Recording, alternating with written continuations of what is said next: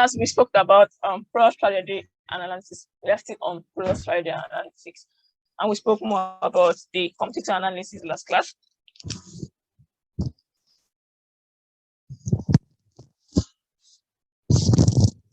So take a quick run on last class, then move on to lesson 14, which is for mostly today's class.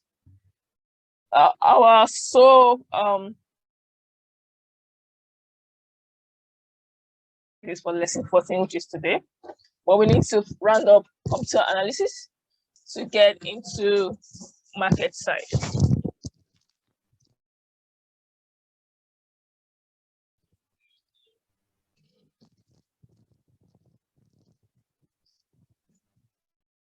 So we all know what a computer is, and how they relate with our life and all, and how more important it is for us to identify competitors or other alternative a customer may have as regards a product. So we have two types of competitors. We have the direct competitors and indirect competitors. I made mention of how directly Netflix and Showmax are, because they are direct competitors, and how indirectly YouTube is a competitor to these two, right? So moving on this, we spoke about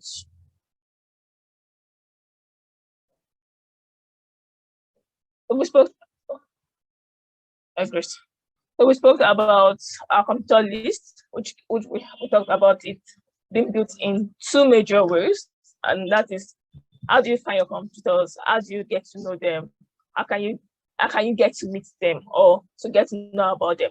But sometimes they will know about a computer at a stage, except your customer, maybe from a customer survey feedback or an English customer telling you, oh, I'll just buy this thing from so and so. I don't know why I even bought from you. And then you know, okay, there's another product. And sometimes it could be in negotiations. Customer tries, most times, want to have something like a cheaper rate, and they want to be able to harness their negotiating skills. So you have something like, oh, do you know so and so sell this better than you do?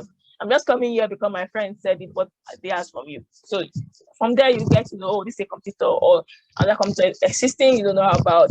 And one thing is, I think I'll show the pyramid. There's a pyramid that's talking about customer purchasing behavior and decision making.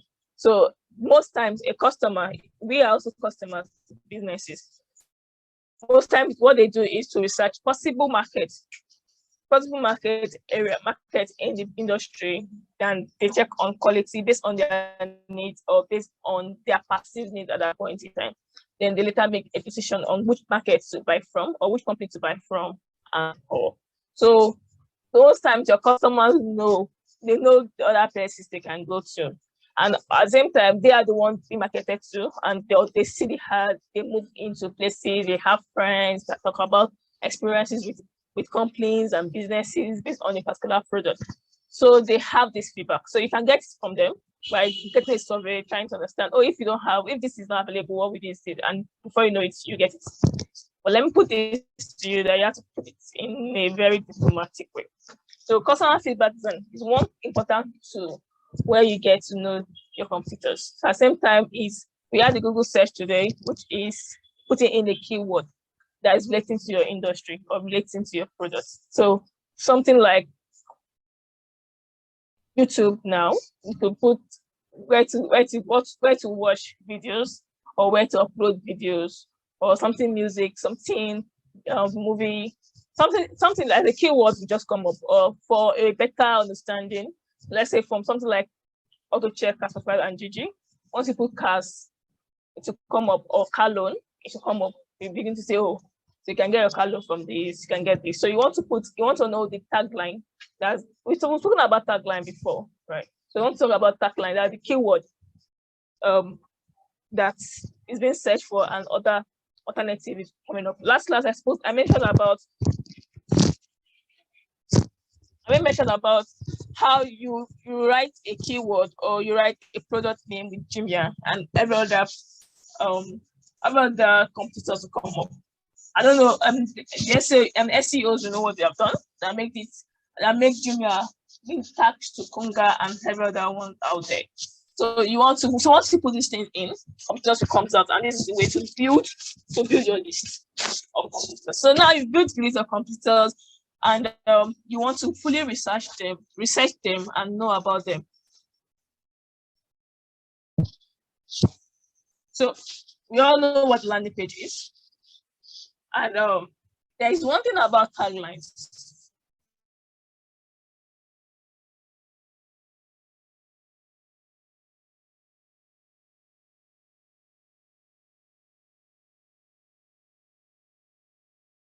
Taglines will always be used, even the way you picked up to Google search and over that website there, search about them. And by the time you get in, tagline will lead you straight to a landing page. It leads you back to a landing page. And that's why it is more important while you are going through your product launch and all, you want to have a landing page to bring back your traffic. We said this about when doing product launch. We spoke about how the landing page is important and how you make a decision towards the landing page. So like when we mentioned about Uber, you want to be able to say, okay, I make somebody test a drive with me, but I don't even know what company. When I don't know what company, I'll send to you. They say, oh yeah, it's Uber. Anybody going straight to Uber, straight to click on and say, okay, this is it. Oh, download from here, check from here, and the like. So they will direct you back to the landing page. Now you're on the landing page. What are you looking at for? So last class I mentioned about how you want to check. Is it you had? There's something about you want to criticize the landing page or the website. So remember our first assignment, which was to criticize the KodeCamp website, right? So want to experience them as a customer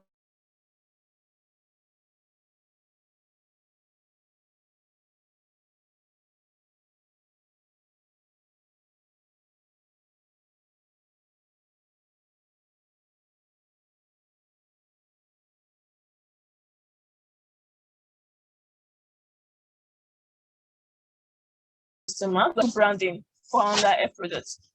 So they're giving me a plastic product when somebody's product is even especially perfect, apart from the fragrance smell and everything. Some people will be pitch a particular product because they just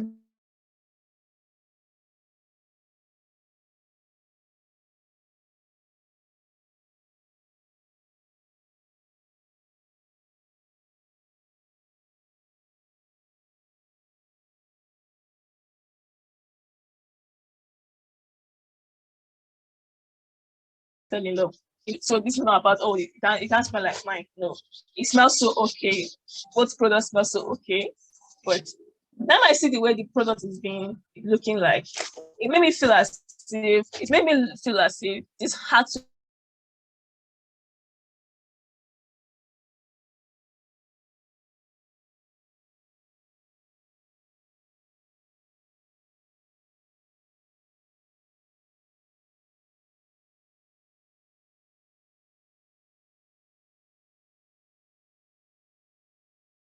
find, and that makes it more expensive of their product that will make customers want to buy from them as against you. And I spoke about Jumia pricing method. They put a price 9,000 naira, but they slash 18,000 naira.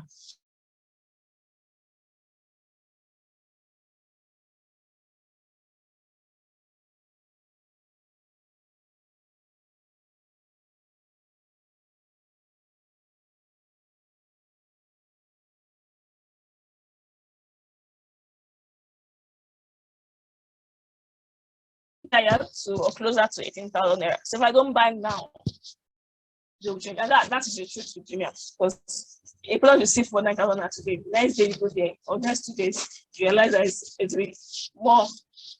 It's more.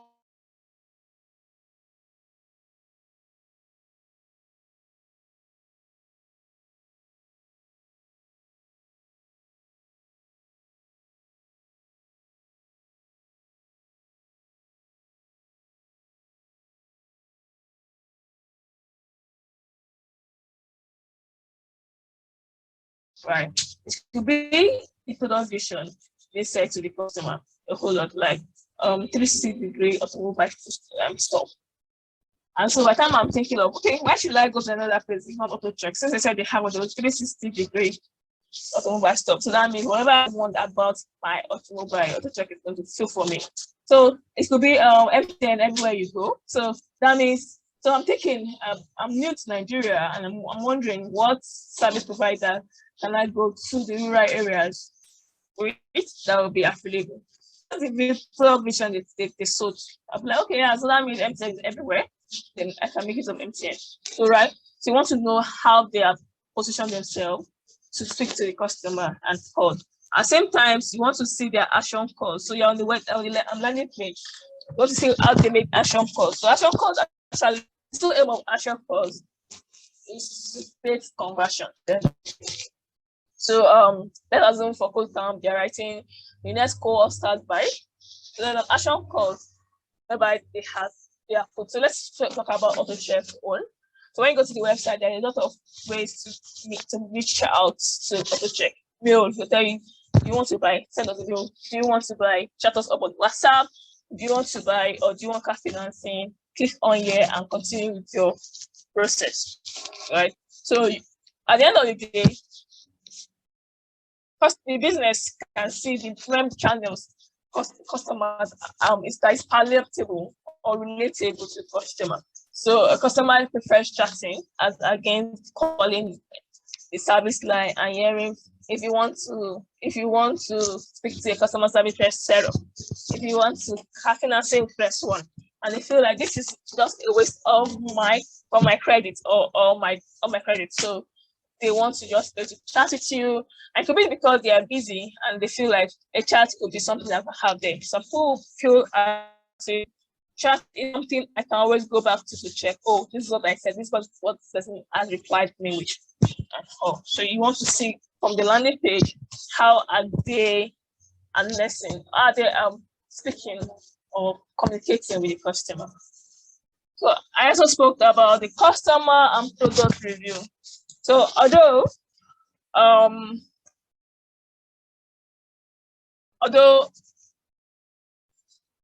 the landing page, you might not see the right thing you're looking for, because most companies do what they call website cleaning, and they do that in the middle of the night. So that last class. So you might have a little bit of, well, for a fair balance, because you can go to a website and you're seeing all positive reviews. Brother, calm down now. This camp is too much. So most time they give a little of bad reviews that they're not really bad, but silence. So, and for you to get real frustrations of customers, complaints, frustration, pain points, and different bad negative emotions, the best way is to go check. Just keep researching, and you get it. So that it could be a review block. So a review block we have for food critics. So we have some a food critics on social media that will tell you the way it is. The way a restaurant behaves, service providing, space, whatsoever, tell you the way it is. So it could be from there, you could see that, and it could be somebody saying, oh, I bought a good from so and so, and it took a whole lot of 2 months to get the product. Under that post, you see a whole lot of conversation about it. Oh, I didn't know it's going to be that. Oh, I was about buying from them. Thank God I don't buy from them. Oh, I know a friend that knows a friend that knows a friend that bought from them. So you'll be able to see the pain point of customers. And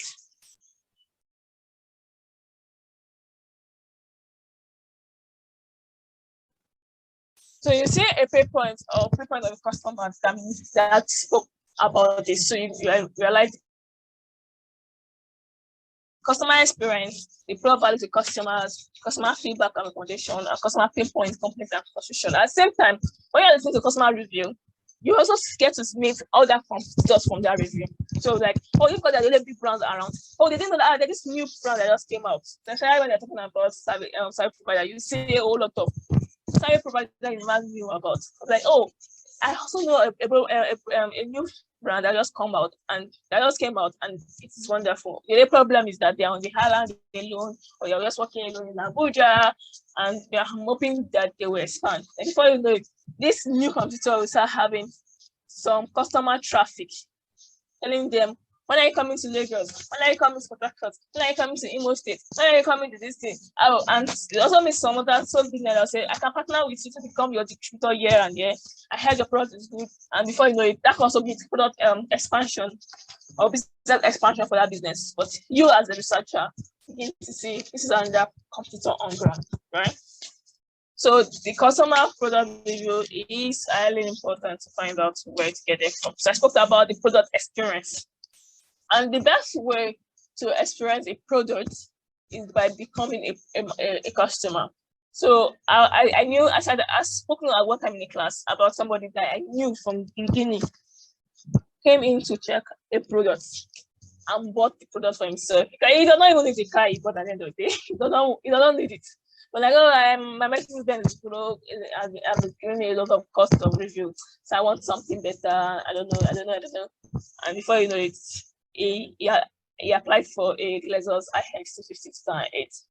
He does not need it. But he ended up buying that and like, okay, maybe I'll just use it for like 2 months and then give it to my mother and I'll be all right with that and everything. So you want to experience the product. And one thing about experiencing a product is, so you experience the channel, you could use the channel WhatsApp, you could at the same time use the CRM or choose the main website which will appear at the CRM at the back end. Use the emails and just send emails that way to customers, then test all the products and other services they have. So let's say I want to text on auto check financing products. So I'll send an email telling them how does this work. I'll send a WhatsApp channel and chat someone up. I'll go through the website and just do what I need. And then I want to see how they will relate to me. I want to see how they will talk to me. Will they reply what is the SLA for replying my email address, my email?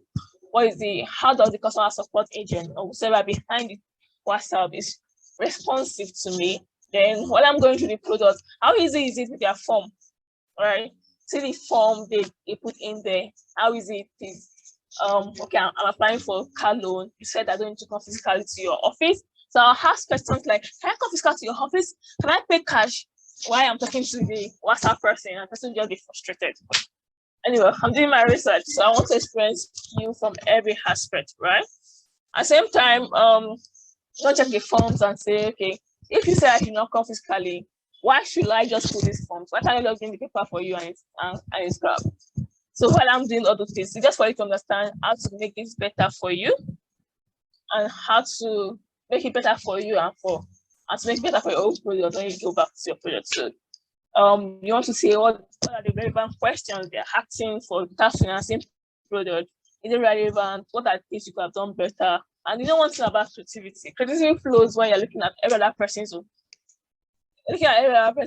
and you're like, okay, we can have done it that way. Or what if we had this to this? Or what if we subtract this from this and make it better? So you're noting that down. At the same time, you're checking their design. So I've spoken about design and design there at the beginning. You're checking every aspect. What are they putting? What they had? Or what is this? So I may mention about competition research between CAS 45 new business model. So they have a business model newly after being bought by GG and Better CAS. And the first time I came on website on Better CAS, I'm wondering why do you have to have a product count 109 products? So it's making me feel like I don't have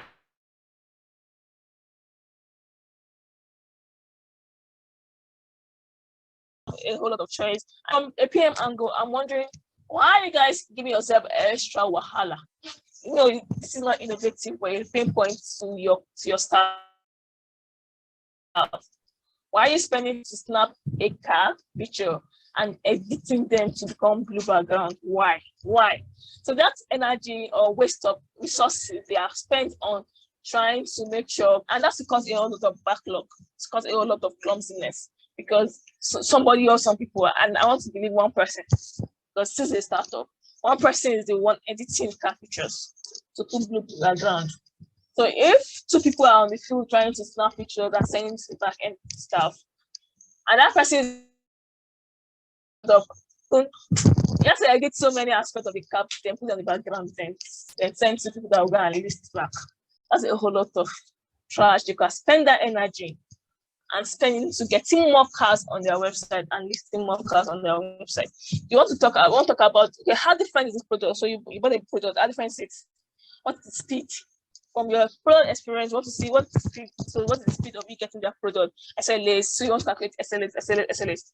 And in the world we find ourselves today, patience is becoming a thread, like a thin thread, because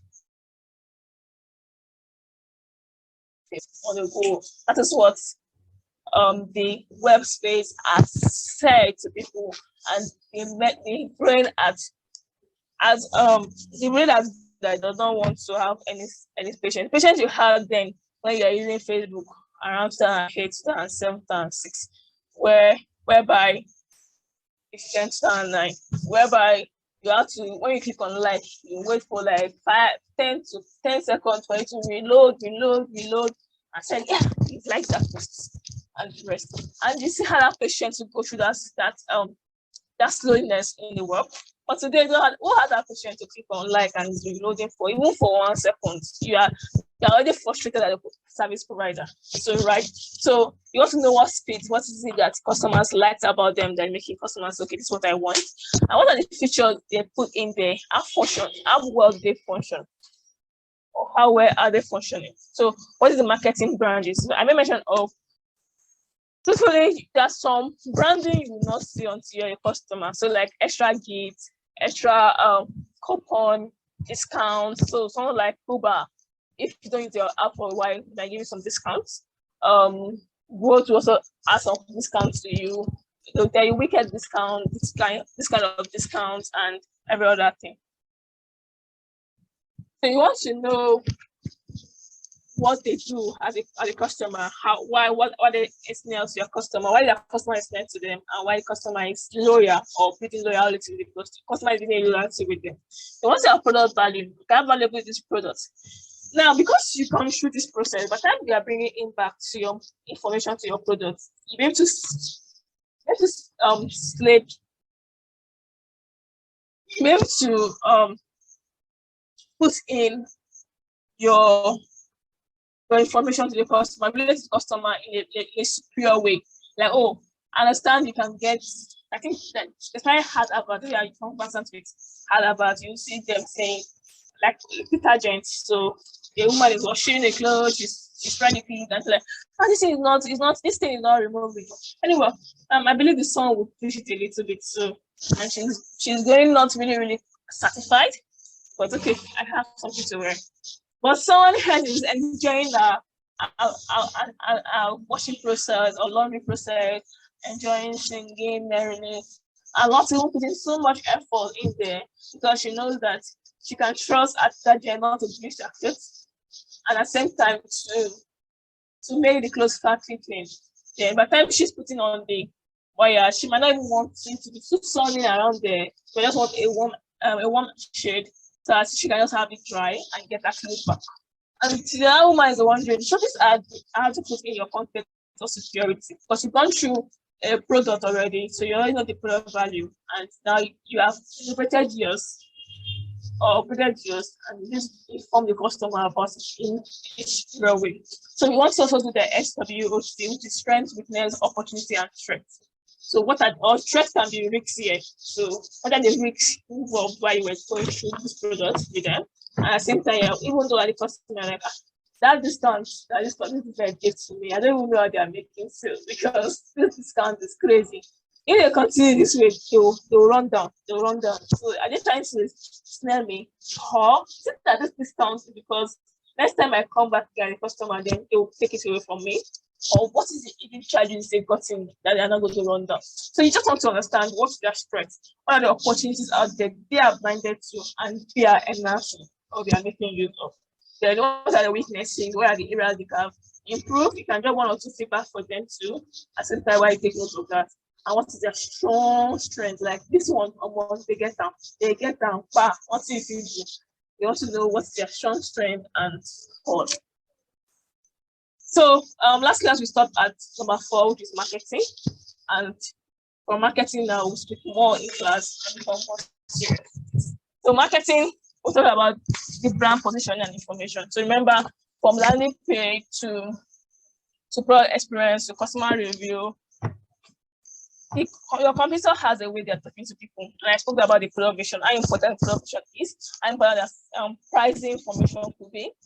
Some customers will buy from you because they know that everything you wrote on your website or your landing page is what they will buy. Like what you say, what they will see. They get frustrated when they have hidden charges. So like yesterday, there was a problem with a customer that said, oh, what is credit life insurance for a loan I'm taking? No, I don't understand. Why would there be a credit life insurance? And there was an email flying up and down, right? So he was saying, no, I didn't see it, but thankfully for him, he's even a returning customer. And that's this thing when I say the purchasing behavior or the customer journey is in cycles though, but at the same time, it's like a straight line. So they come, they buy from you, they enjoy your buy, they hand, they go. They've actually forgotten that. So when they're coming back, you just believe that, oh, it was easy for me. What was the benefit I got? And everything, I'm buying back. So by the time they're buying back, they're buying with you the second time critically. In fact, no customer is loyal. And during the classes, one time around, I mentioned about tailors as friends. So they're my friends, you're making dresses. I'm getting my clothes from you doesn't mean that I'm loyal to you. The day you mess up my material, mess up your SLA, or go incommunicado with my clothing or whatsoever frustrations I have or pain point I have with you, I'll just dump you and move on to another person. In fact, once I begin to see that your attitude is telling me what I don't want, I'm already searching for another person. And before you know it, I have someone better. I may even look for, probably your distance is far. I'll look for somebody closer that I could give a small material to and see better. So no customer is really, really loyal to you. And when they buy at first and they were wowed by your product testing, but then they're coming back, they are critically looking at everything. So he has even forgotten he pays for credit life insurance and is wondering, oh, this is extortation. And I said, no. At the end of the day, by the time the credit officer attending to him will send a mail back, he finally paid for it because he was able to understand that it has been in your documents, like from day one. You just not even read it. You do not read it to see that this thing was there, and you bought it before. So all it. So in case you die, how does the bank get insured with the loan they're giving to you?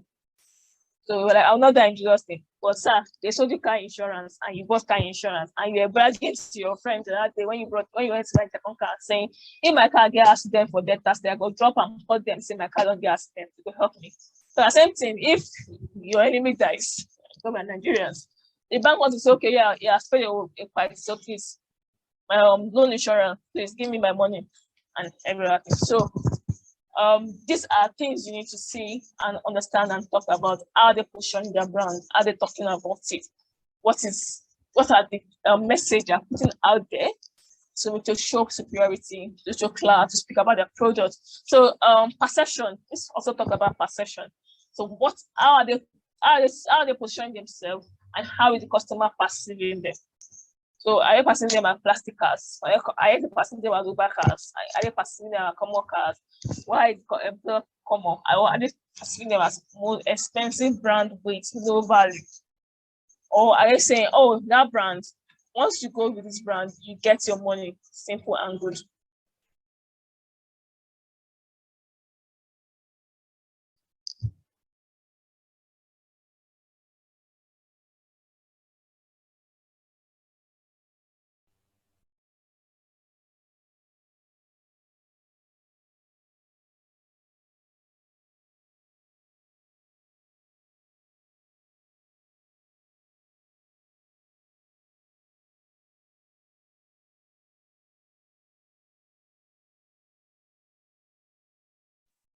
Okay, so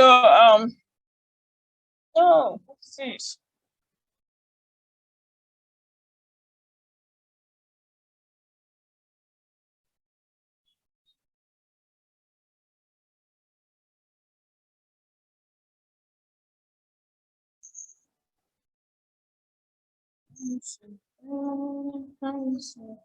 Okay, so so the next one you want to see is their product vision and value. What are they telling the customer about their products? Like I said, MTN is saying, everywhere you go, I am there for you. So, and remember I told you that business vision and the product vision or a product visions are different.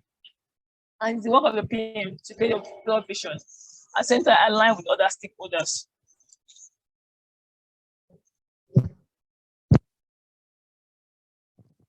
They want to identify the competitors' goal, the aim, and how they are going about this. So you want to see, and at the same time, this will also make you begin to note about their growth. At the point of introduction stage, what they introduced. So sometimes researchers are very lazy with don't go and research MTN. Do you know how many Babangla politicians they have? Do you know how many years they've been on? Customers are just loyal to them because they're the fourth brand on ground. But truthfully, there are so many customers out there, even including their cliche, that are looking forward for something alternative they can do, because customers feels like a monopoly in the market is a threat to the customer and threat to everybody in the cycle. So they want something as an alternative, which means that they have a power to the other company. So if you mess up about this person did it, right? At the same time, when in political rally and political cabals, they want to have an alternative to tell the person that you are not indispensable. And they like, so why you say, oh, they are 10 years, so you just find out what they are paying for, what are people looking for that you can say hard to use. At the same time, if you are putting this information out there and decide to work on theirs, what can you do better? They don't even know that you've done better, and customers message stick to you. The main game is to be in a healthy competition, but at the same time, still getting customers to buy from you. Once you use what stealing and everything. So you take note of the answer is how they questions like why their product exists. What are they saying to customers out there? Or what solution are they saying they are giving out there, and how they can customers, and what fit the customer. So like AutoCheck is saying, if you buy a car loan with me, you don't have to worry about your car maintenance for 1 year. You don't have to worry about your car insurance. We handle those problems for you. To the bank, they're saying, oh, for our finance partners, don't worry. If this person refuses to pay you, you don't have to worry about how to get your money back. So tracker installed on the vehicle. We know where the customer is or what's happening with the car. So if customer does not repay your money back, we recover the customer's car and we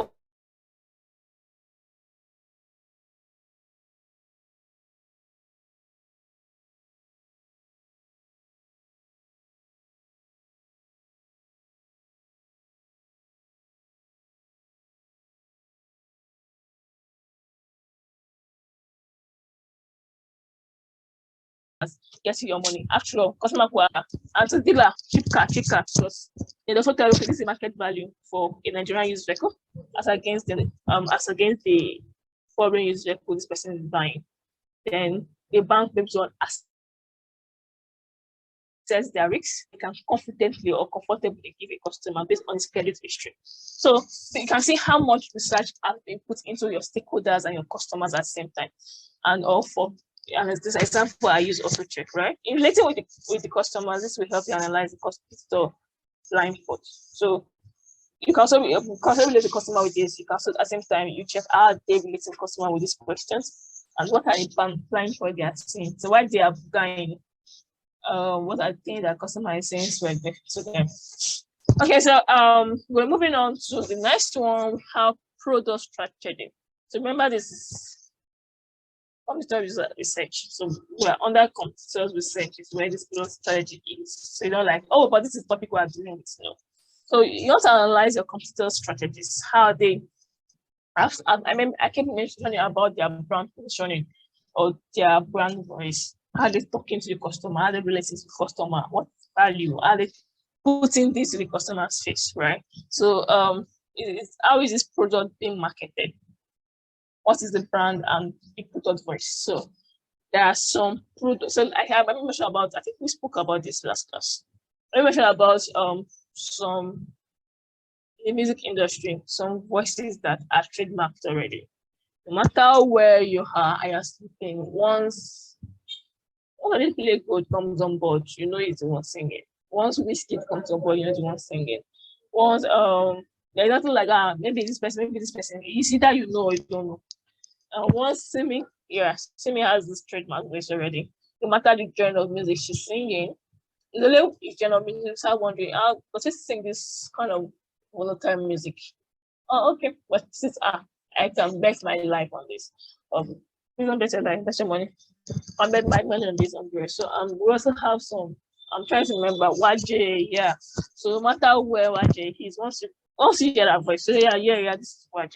And it's about temps nowadays. I've not really listened to temps, so I don't know voice. But if I'm going back to projects, there are some companies that once you see their adverts coming on, probably for the first time you are seeing that advert, just by the voice they are saying, you know so well that this is the product or the brand that is about to be advertised. It will be a shocker if at the end of the advertisement this is not what you expected. All right.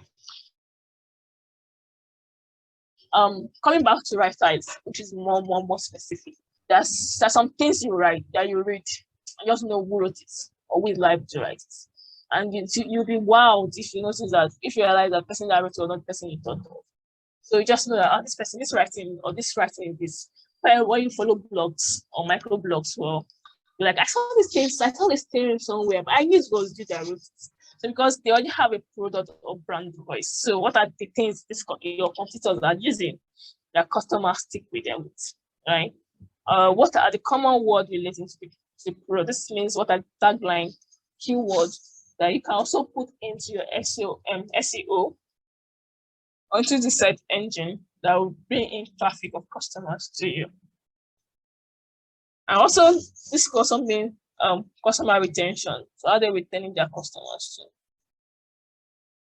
The next one is target audience personas. So last class we spoke about personas, creating customer personas, audience personas, or target personas. They are all the same thing.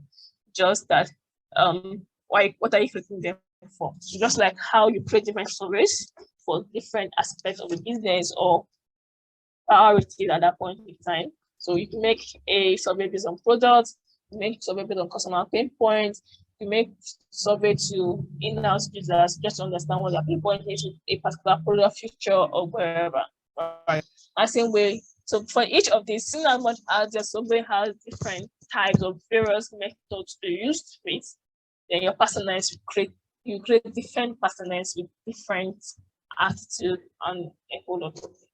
So we have research and create personas for your competitors' products. So after you've done research and everything, you want to be able to create personas that answer the customer's patterns, right? Customer behavior patterns or complaint patterns. So you create a jury that keep complaining about how the SLA for a product is much.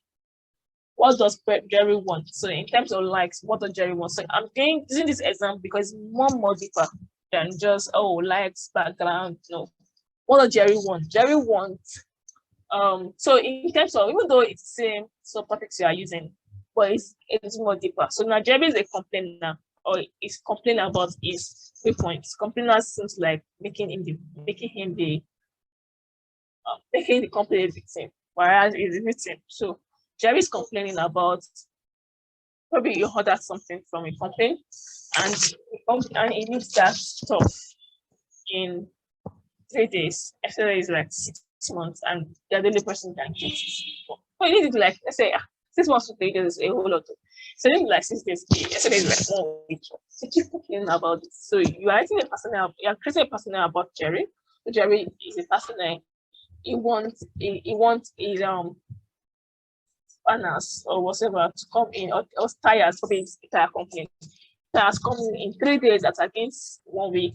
Why? Because it's in an environment where trucks are used almost every day. Tires get busted because of bad roads in the environment, and these customers need to be able to have their tires being repaired, or let's just destroy their customers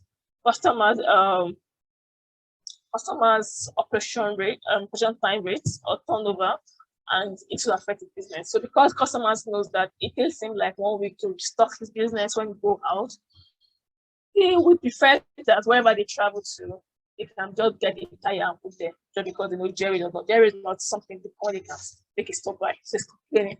I want to make sure that my customer knows that even though at 5, 12 a.m. in the morning, if they're looking for tires that I will have in stock, you guys should change the way you are doing these tires, right? So you're facing personas on Jerry. Jerry complained about what the tires and excellent tires. What the background of Jerry? So the background is how the environment is, how much his customers need these vehicles, and how much they're affecting their turnover rate or time rate and the fly rate over everything rate and turnover rate. How it's affecting them.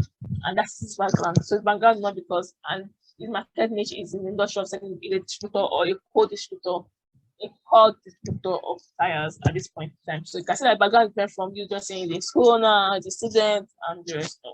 What does he like? So this time, like saying what does he like is what does he want? He wants the estimate to reduce to 2 days or 3 days, not just 1 week, right?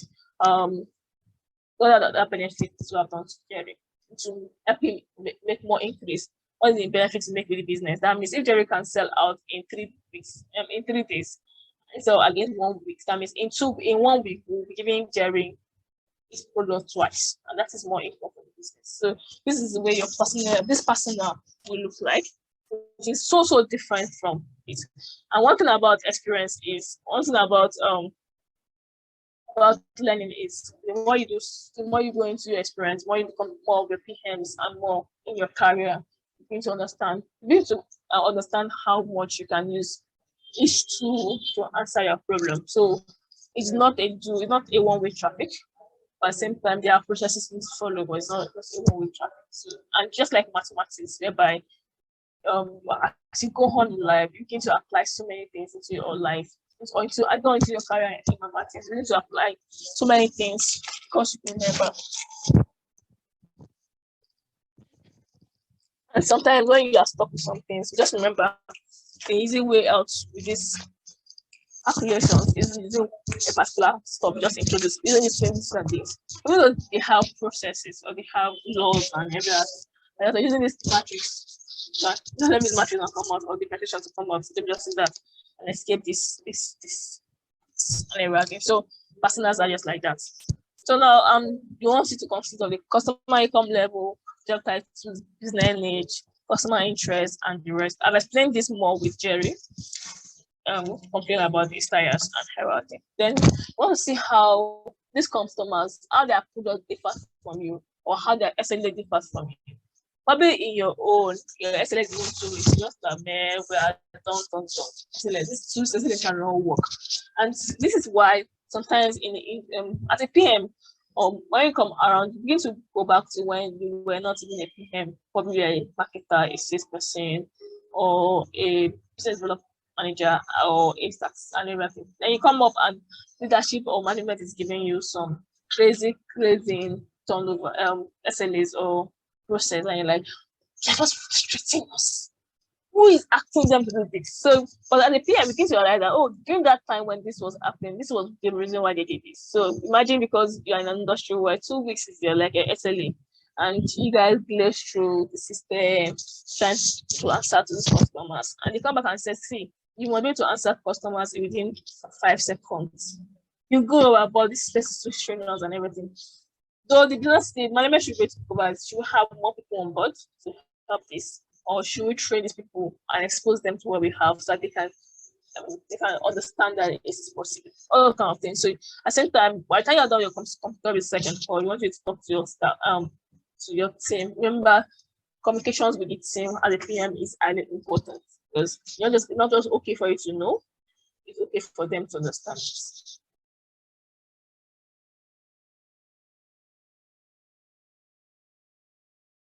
So the next one is the product uniqueness, which determines the difference of each competitors to your product as important to your customers. So while you are going through your competitor research, from day one to your research, you can just see many differences and so many ways you can aim in. Sorry, let me know when you can hear me.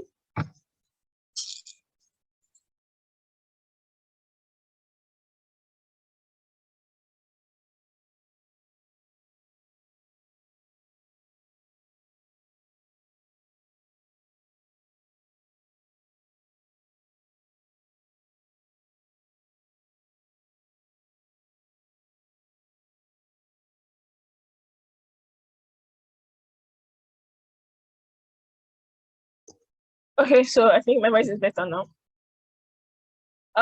So product uniqueness, from the one while you are checking your product, you see how unique your product is. You keep on noticing that. So now at this point of product uniqueness, you want to do more unique check for your product. Thank you. Want to do more unique check for your product and see and note down the uniqueness of it. So remember, so I'll keep pushing template. At this point time, I don't even think I get it. To make things at a glance, always create a template. So you only have some topics, just put them. This is what I got with it. This is what I got with it. Can I summarize this from a template to myself and therapy? So they don't have to be, like I said, they don't have to be a one-way traffic, but there are tools that can help to simplify yourself. Most times, the difference between a smart PM and a creepy one, so creepy because of the number of backlogs he had, is actually the automated way it works. In the PM industry, though, we have issues with it. Software developers that become a PM because they already have so many things. But when engineers are trying to show them way, we just go control, blah, blah, blah, blah. They decide doing everything and just tell you that don't worry, go on with your life. I'm okay. You can come and create and headiness for me in this thing I need, right? So that you come up and say, okay, I have a demo already. So engineers create demo for me in a better way.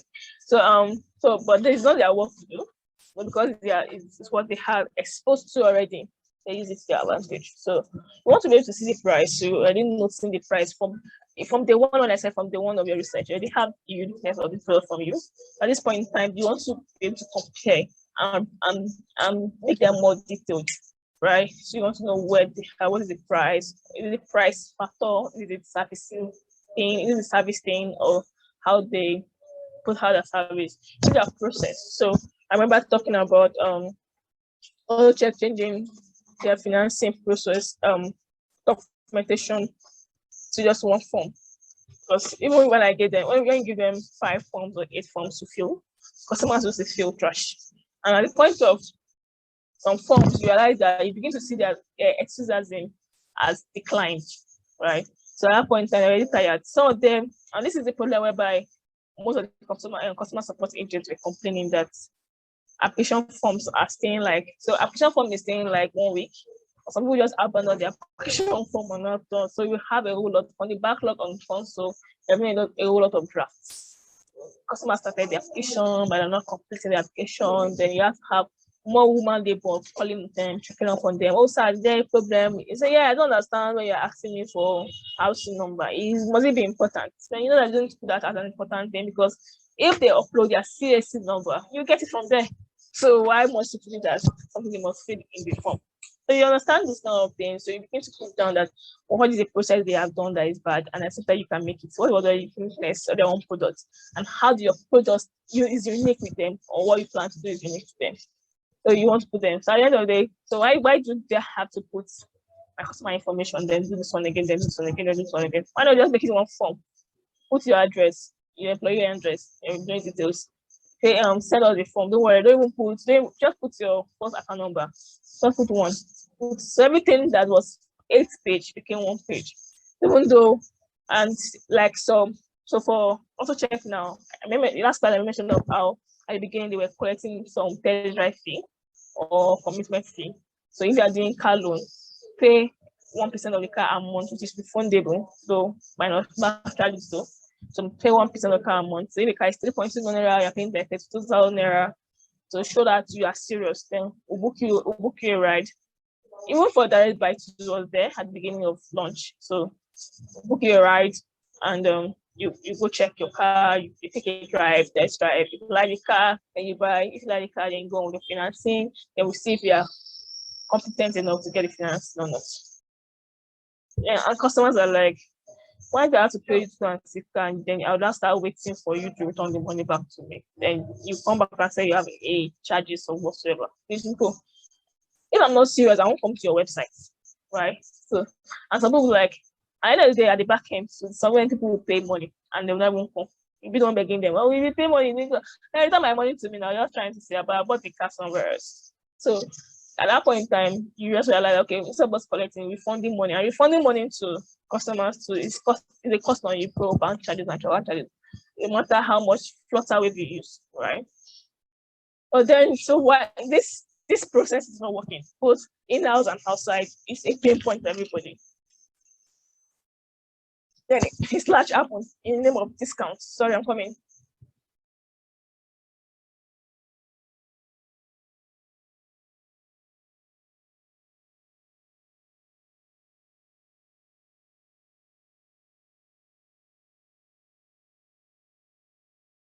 It's large happen in the name of discounts. Okay, don't worry about that. Just pay us 500 naira. Not refundable charge. So the charges if bank is taking like 1,000 naira before, and by the time you're returning 15 naira, that's 1,015 naira. Customers also have lost like 5 naira from their account, including tax and everything. So at the end of the day, like 1,015 naira has been moved off. So why don't you give us 2,500 and complete your form, complete application, or form application fee and everything.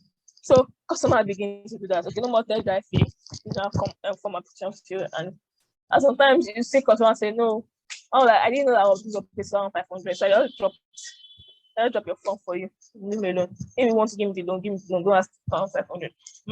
Is 500 part of the money of the loan? Yes, you go collect service charge. So what are you collecting 500? Then maybe one page and say, okay, everybody just be applying. At the end of the day, you know who are bouncing. It's more work for people in-house, but at least it's a better process, or a better implementation process for what have been done. So you want to do that, you want to check on that and not that. Then you want to check on the product branding, total price and price information. So total price is at the checkout point, are there other charges inclusive I didn't know about, right? So like the person that was complaining about the credit life insurance, he felt like you just told me about the loan amount and the down payment I will need to make. But you didn't tell me that the down payment will be an additional credit life insurance, which is like 0.7% of the loan amount added, and times tenor added on the transaction. So why should I pay for that? That's his expectation. So, but now you want to talk about the pricing information. So at the point whereby person is completing loan, can you put that information there?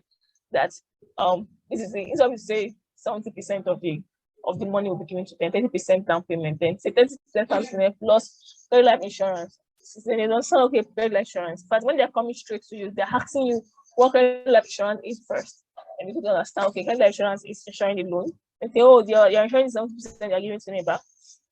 And the rest. So product data price and pricing information, product quality, process of service speed. And I talked about process when I talked about the auto check example or illustration.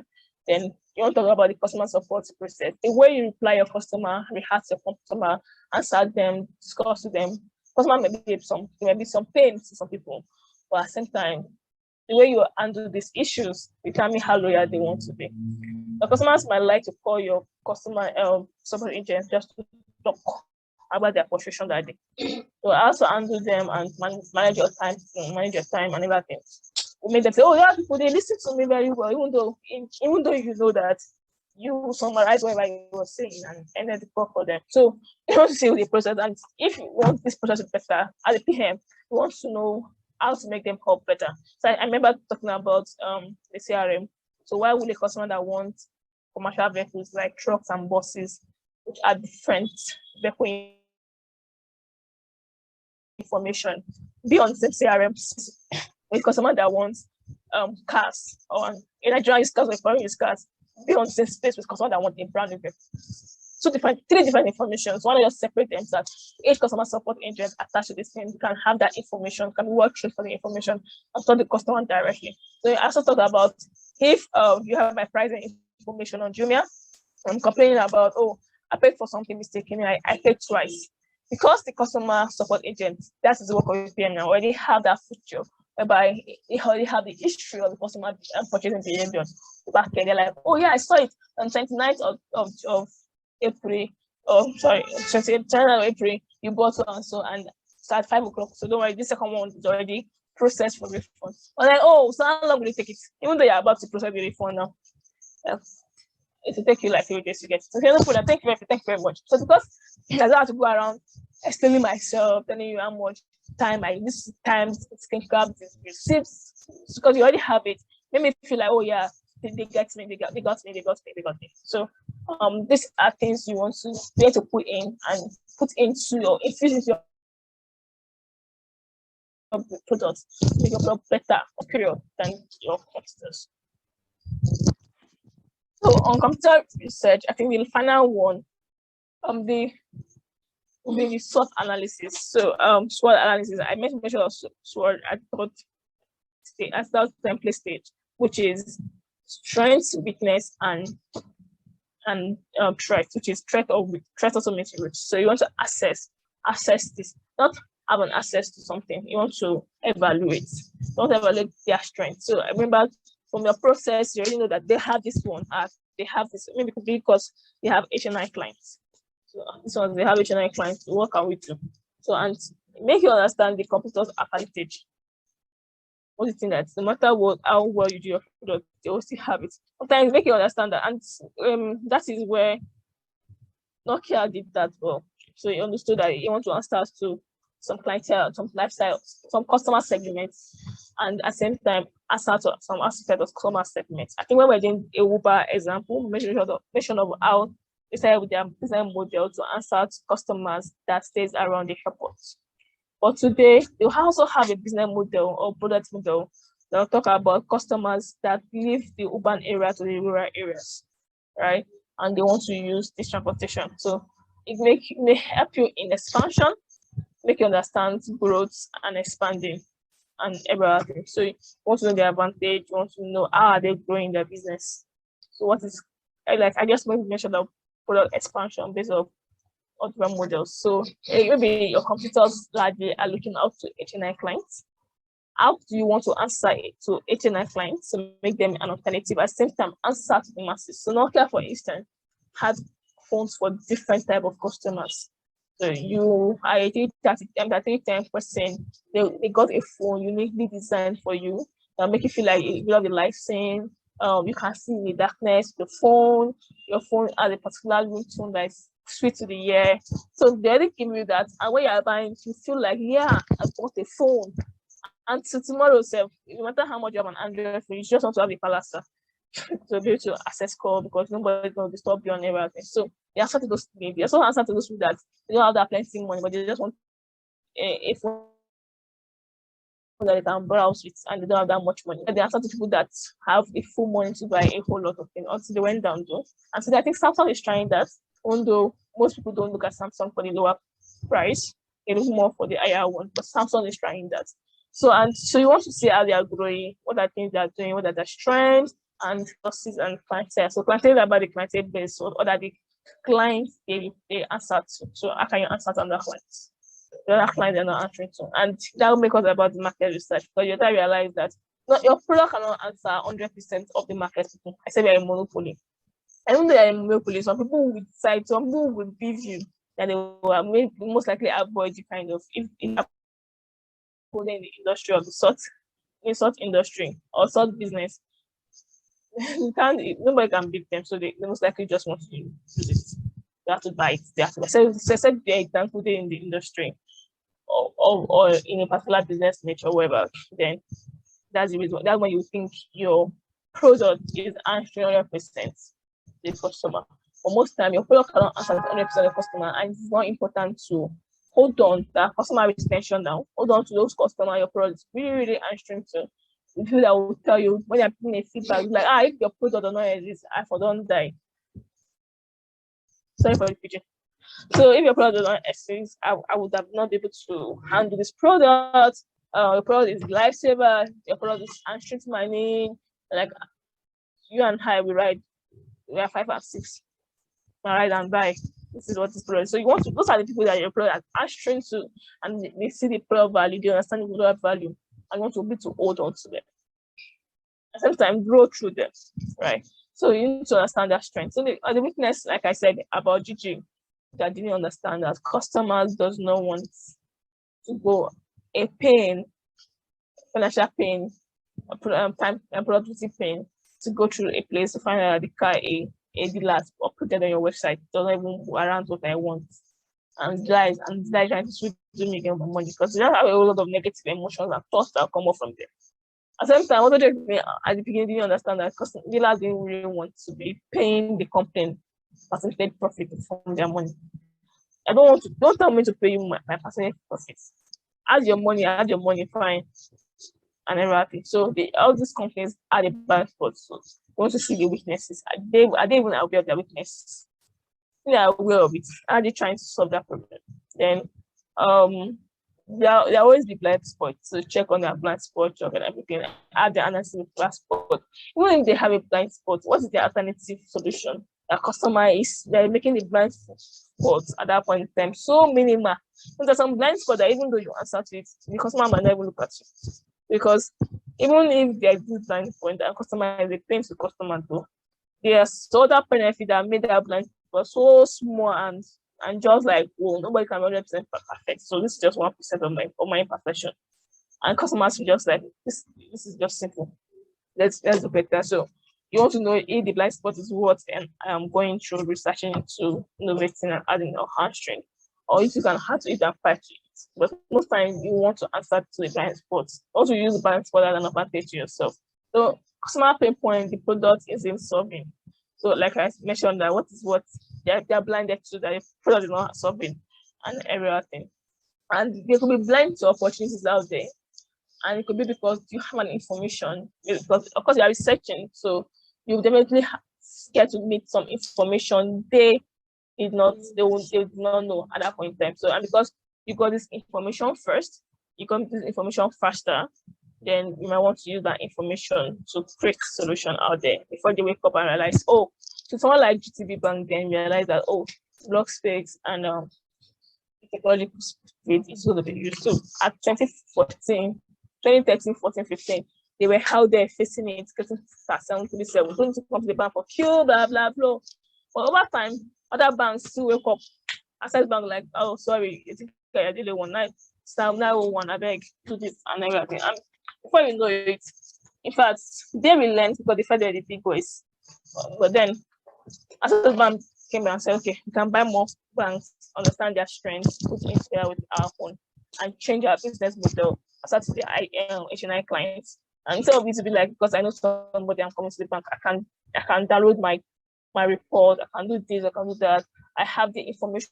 So many people there doing, apart from the well people that knows that, okay, I'm giving a call to my account manager to do something. So I have this information of my account manager already on my app. I can even block. So today, at any bank, and you can block you can mute your ATM card. So somebody pick up your ATM card and go. You don't want them to make it of it. Just mute it on your app, mute it, and person go the invalid, you come back and turn it out of frustration, then you're mute. So instead of say you're blocking your card and everything. So these are things that they used, or their strengths, and later on because of the GTB relenting, other banks have gone higher and better than them. And now everybody had a share in the market. That's interesting. And the growth of Wema Bank is becoming so interesting, like so interesting. Let's talk about the work culture to staff, and how much if you see they're living the storyline we have for UBA and Wema Bank and FCNB, but we say they are old people banks. Wema Bank is giving that space so far, trying to infuse young people into their industry, into their own business, that they can bring in the Gen Z energy and this stuff. I'm looking out for Wema Bank next 5 years to just whoops and be like, oh, I didn't see them come this way, but they're already on ground doing that. Moving on. So what are the resources they lack? I want to see that weakness, I want to see the weakness, I want to understand the weakness and all. So you want to understand the opportunities out there. So like I said, information, okay, I haven't mentioned opportunity before I get to the information that is out there, you know already. Like today now, Web3, how many people are researching on Web3? And it's going to, so I remember when technology was coming up, and people were like, how do you think lawyers will be able to do that? People tell you there's some things that you can never use technology for. So now tell me, how do the mechanic repair a car? You have to, so most mechanics relaxed. They're like, how do you think I will repair a car through phone? I can order food through phone now. Today I can order a food from phone. Even though it's just that they didn't understand technology was was harnessing the traditional ways, making accessing more people. So I can order from anywhere. Jumia food, I can go on Jumia food, brush through different restaurants and different wine stores or wine sellers and get what I want and get them this thing. Today now you can schedule your food with Eating Life and Eden Life. Schedule food. I remember one of my friends, I don't know if they're still on their product, created a product for last year. Or one of the co-founders of the product. Trying to remember their product. I'm trying to remember that stuff. So you can have a product then whereby they will help you schedule in a week your food or what you're going to eat. So your timetable is being scheduled in a week. We'll kick on with the timetable of what you want, and by Sunday, or they'll give you your product twice in a week, so Sunday and Wednesday. Then, and at the same time, it comes with a cookbook, a mini cookbook on how to cook. So everything you need, probably want to make you want to make insala, want to make ofisala, you want to make porridge or pottage, want to make some Western or Eastern salad, is already there. Then you have to cook method of cooking and everything, so you can cook that. So then they were answered to that need of me going to market, and so me going to market and just order for it, and I have it. Trying to remember that. Because the only thing I remember right now is their branding, which was beautiful. So, and they also answered they were able to manage perishable goods because since it's twice in a week, so you don't have to have a pepper or chili peppers that will get rotten before Saturday when you eat it and everything. But this other company, Eden Life, they schedule your food. So what you want to eat, they give you your food twice a day. So what you want to eat throughout a week, eat already there. So by in the morning, your breakfast is entering, lunch and dinner are coming in the afternoon and everything. So you don't even need to go through the pain of cooking. And in this world where everybody is doing remote working, on meetings, on meetings for 24/7, what time do I have to cook? So I could have these people to just order my food, just schedule my food. So I don't start thinking, they've taken the stress of what am I going to eat today? Taking the stress of what am I cooking today? Or where am I getting this? Oh, I feel like eating this. There's no stress. So I already know that food is no longer my problem, cooking is not my problem. It just comes in on me and Eden has handled that. So now these are opportunities out there that your computer might not have, right? Then what are the expansion opportunities? So I mentioned about how Uber have expanded from their business model. Remember when we were doing the association mapping and talking more about Uber, a whole lot of you were saying, but Uber is in the rural area. They didn't start with the rural area, so just an expansion that got into there. For Dang, I mentioned of Dang too. Dang started with, okay, I want to make good products, classic product at a cheaper rate. So where pets are like in 150,000 naira for good pets and everything, can get for 30,000 naira from Dang. And at the point, people in the US are like, my friend came for a wedding in the US, wore a fragrance, and I begin to ask that. She said it was Dang in Nigeria. Please, Dang, when I come to USA, when I come to Canada, don't tell us that we in Australia we are left out. Or someone like, and people like saying, my wicked boss, and everything that doesn't like me, I gave her a Dang candle because our office is always coffee, and now she loves me. So these are things that people do. There are opportunities out there and making them to expand. And remember, the expansion might not mean growth, might not mean business revenue growth. It might even mean the end of that product. So you want to say, are they expanding? What are the opportunities out there, and what's their weakness out there? So market segmentation. You understand what segmentation is? Division and everything. So are they segmenting markets? So some people understand that, oh, people already have a perception that this brand is an expensive brand. So because of that, they may create the one that is non-expensive so that they can answer to that customer segmentation. So once you check on what are they exploring, are they exploring things and how are they helping out? Then what can you explore through them? So at the same time, you want to see the risk factor threats there. So it could be law policies and everything. Some business that when you research, you realize that you get to know so much policy you didn't know about. And you realize that if they government come for you guys that you are dead and you don't want to work in that aspect. You want to be able to work around laws and maybe to not be caught by them. So want to also know customer trends that threatens the product growth. So some customers' behavior to use of products can cause a decline in product growth. So instead of them making of a product for a particular thing, they're making of a product for another thing. And it become a trend, and you're seeing that customers saying, you can use this product for this thing and everything. If tomorrow it becomes a trend and it becomes life-threatening, government policy will come against that and everything. So you want to know what customers are using as a trend. And they're thinking that they're smart.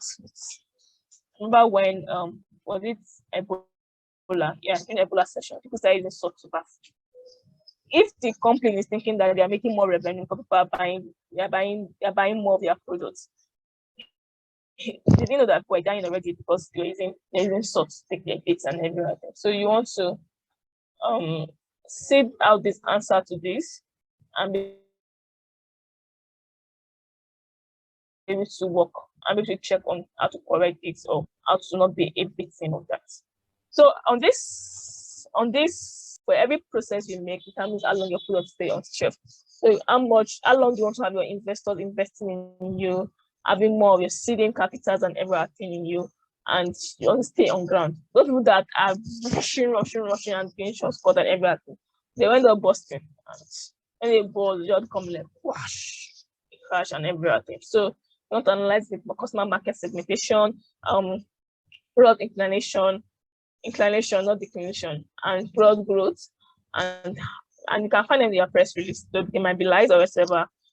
So by the time you research, okay, this is what they are saying, and you put in mind that at the PM, the finance department are doing this research, the marketing department are doing research, the head of sales department, they are also doing this research, your stakeholders are doing this research, your investors are doing this research. So you want to make a great research and better one, right? So even though your investors are doing some research that says, okay, give me what you have, take what you have, and you think about business. Some of them are being diligent with their money and they are checking on their market. So you want to create the website, magazines, niche blogs, and by the time you find everything you think you found, you want to compare along. So if you are saying you have made this money, you made this growth, you made it gems, you made it deep, why they make it deep? Why they make this growth? What could have been a problem? What could have helped? So I'm saying that computer analysis is an important guideline to a product shelf life and decision. And I said that the way you, for everything about the product manager, remember you're a product manager, that means that the shelf life of a product so it depends on you, and you need to know how to handle this. Right. Okay. So moving on. So that's the end of this class for the lesson 13 class. Do you have, let's take some questions before we move on to the next class. You see, I have like an hour, 30 minutes. So what, do you have questions about this, or do you have something you want to add to the class? Please make it your raise up your hand, and I'll request you to make it to the mic, then move on with that.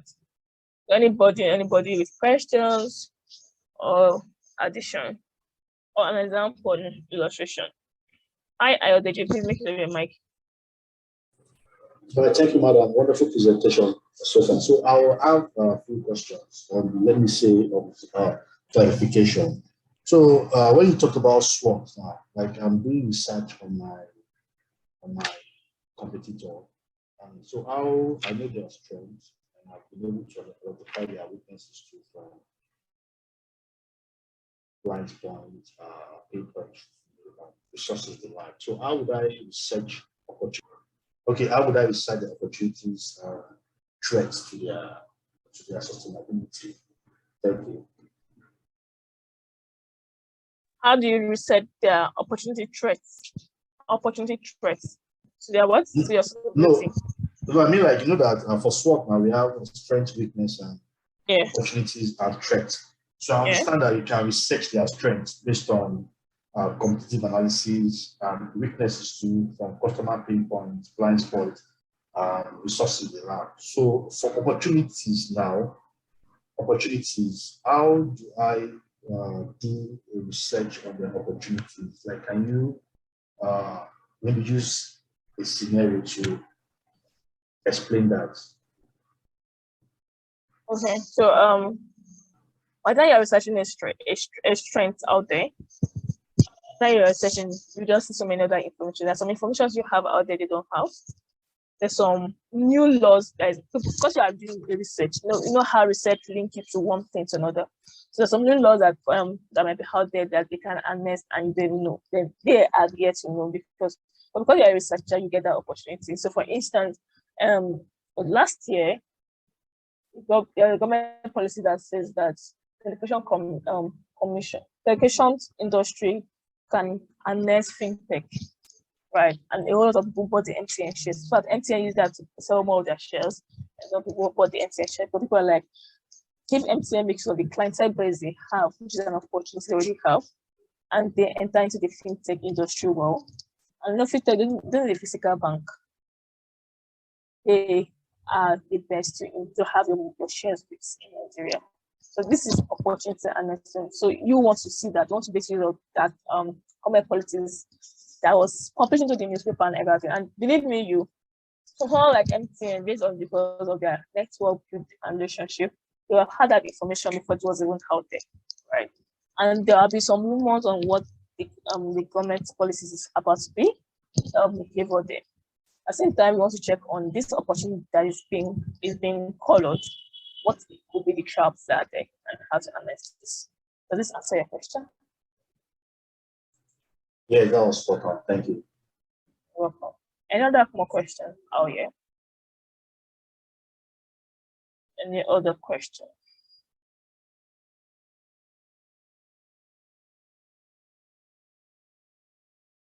Do you have another question? Yeah. Okay, so the next one we're going into the market sites, and I will apologize to people that don't like my mathematics. So I try as much as possible to make it interesting and less calculative, but you might have to bring out a calculator. So we have market size. So you are doing competitors analysis, you're trying to understand your product strategies and how to maintain your product with PLC period and everything. How to grow the business, what are things to do, what are things to do, and everything. You've done all of this, or you're doing all of this. Okay. Olumide, can I make sure your mic? Olumide, can I make sure your mic? Okay. Please, can you hear me? I can hear you, even though you're echoing because you have to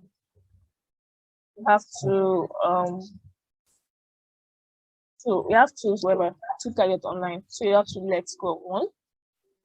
Or you say to speak clearly. Have loud one. Sorry. Log out of one. Log in back to that one, but do not use the computer or audio.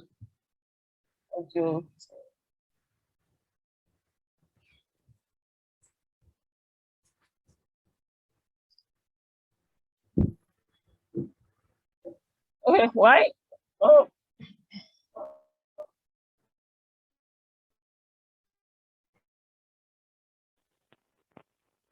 Are you ready? Can you help your video?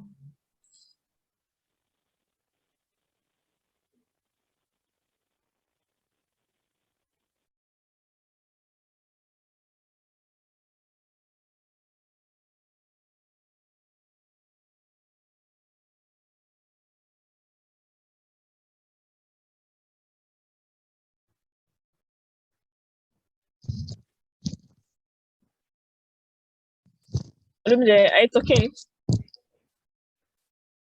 Hello? Can you help the put off your video and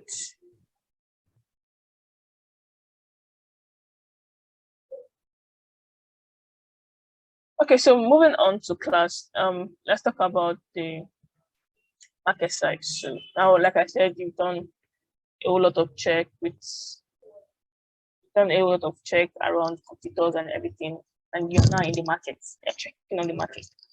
At the same time, market sizing will help with your venture capital and to understand how to get more savings and everything, relate to your investors And for a PM, like I said, you are talking to the CEO, talking to the business, talking to stakeholders who are important, like very, very important, like highly important. So market size refers to total amount of sales. So probably should just type a question in the chat box. The market size is a total amount of sales or customer in a given niche or industry over a period of time.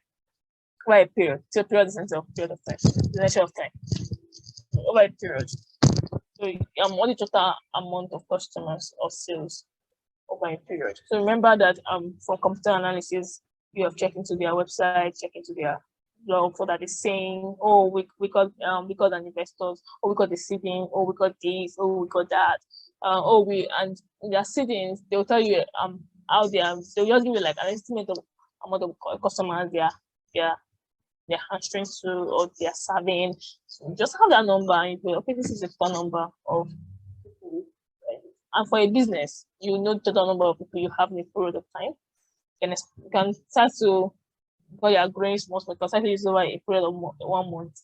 You estimate that, okay, if you have, and most times, like I said, you with market size and computer analysis, most times you work with analytic finance department and the marketing department and sales department, because they also do this. Can you all hear me? They also do this. My microphone is not okay. They also do this analysis and to do.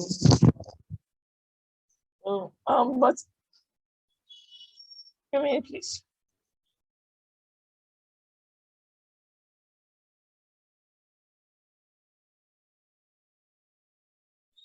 Okay, great. So the definition for this varies because it's different definition for market size for an existing market, and different for a potential or a new market.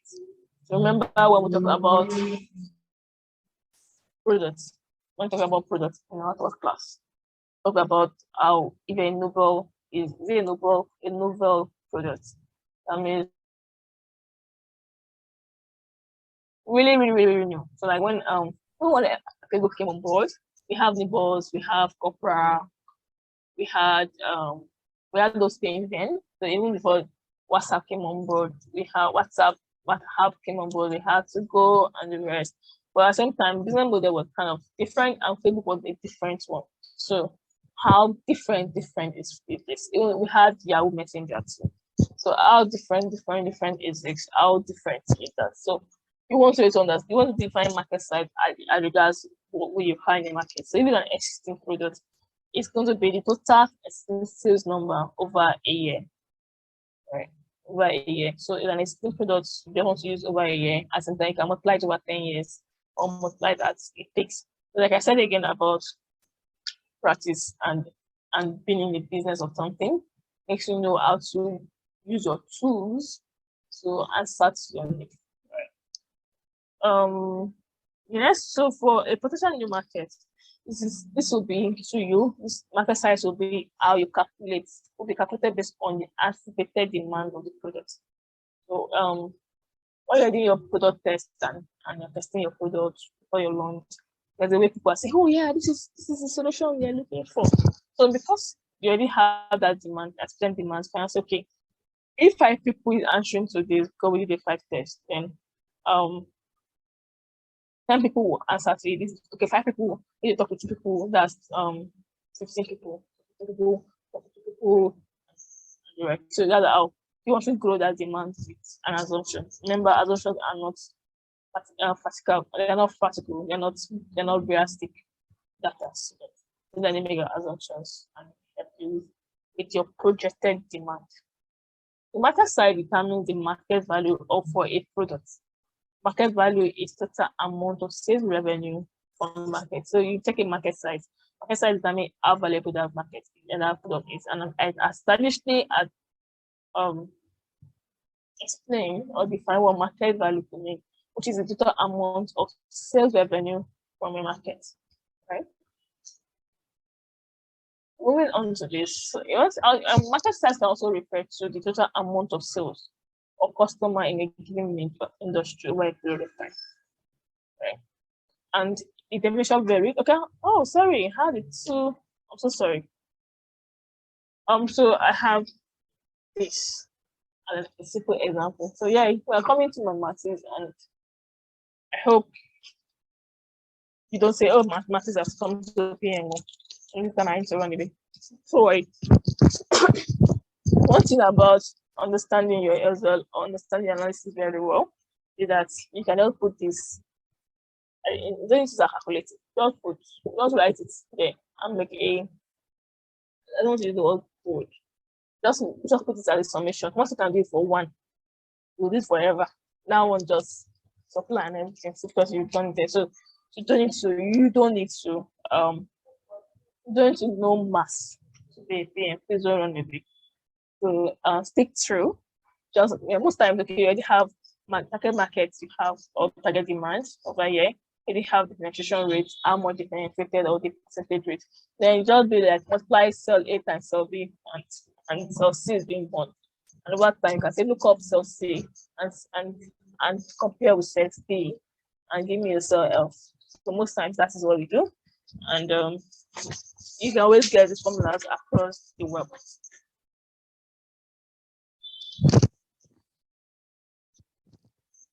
So here is a tutorial view of what target market size is and what market value is. And therefore, it's a good. And remember, as PMs, money is important. So the market size is the target market multiplied by the penetration rate. So that's why he's talking about customer, and also sales. Customer determines number of customers determines sales sometimes, or what customer that comes on board and the total number of customers you have that support from you. So sometimes you have to check on the number of customers that came back, or also you might want to analyze the total number of customers that brought other people. Market value here is market size multiplied by the average value. Average value here is the average amount of customer sales you have, right, in particular year. So you might want to do it year in, year out.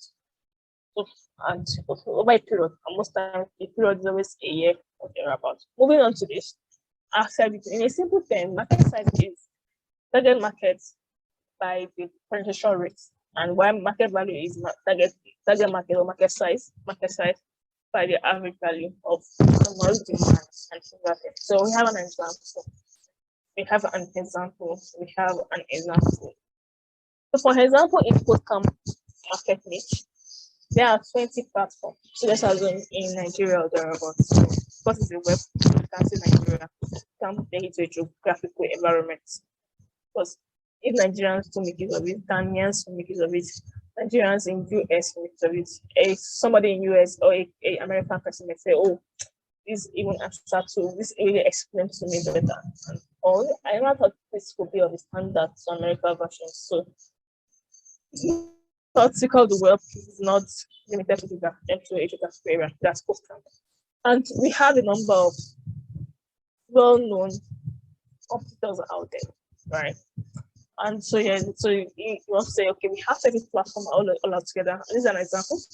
All together, speaking to customers and doing computer analysis on all research. So on research, it was realized to have rich. So you're speaking to customers, talking to customers, doing your customer survey and research, and while you're doing your computer analysis. So market size is not of computer analysis, it's not of everything done. It's not of a user survey, and that's why your stage 5 assignment is referring back to your survey. So the 20 platform on ground, you realize that they were able to reach $1 million. We all know the truth, right? So even though a lot of people who were assigned to come on board or subscribe to a class, doesn't mean they were attend. The class doesn't mean some people might not even attend the class and do the assignments. People might not do the assignments or might not even finish the video or programs or whatever. So let's just we're using KodeCamp, so let's take KodeCamp. So not everybody wants to follow through with the process, right? So at the end of the day, this 20 platform realize that they have 30% completion. completion. They're trying to see what the expert them was correct. So they had a completion rate. So that means the completion rate at these two CodeCamp niche, market niche, is people that got a certificate. Now, remember, so you're not concerned about the dynamics. You want to know if they just binge watched. Some people already have practical experience of looking. They just binge watch, and come over, do your assignments, finish your class, check, and voila, they have a certificate. So, but from the 20 platform, they realized that completion rate is 30%, even though they were able to reach 1 million altogether, collectively, it's 1 million. 1 million people. So what's the market value or market size? What is market size for this? So using the example above, remember your example. All right. Market size can be calculated as follows. So you have 20 platforms multiplied by 30% completion rate, which will give you an average of 6 platforms. So remember, market value was talking about the average value for the market size or average value for revenue.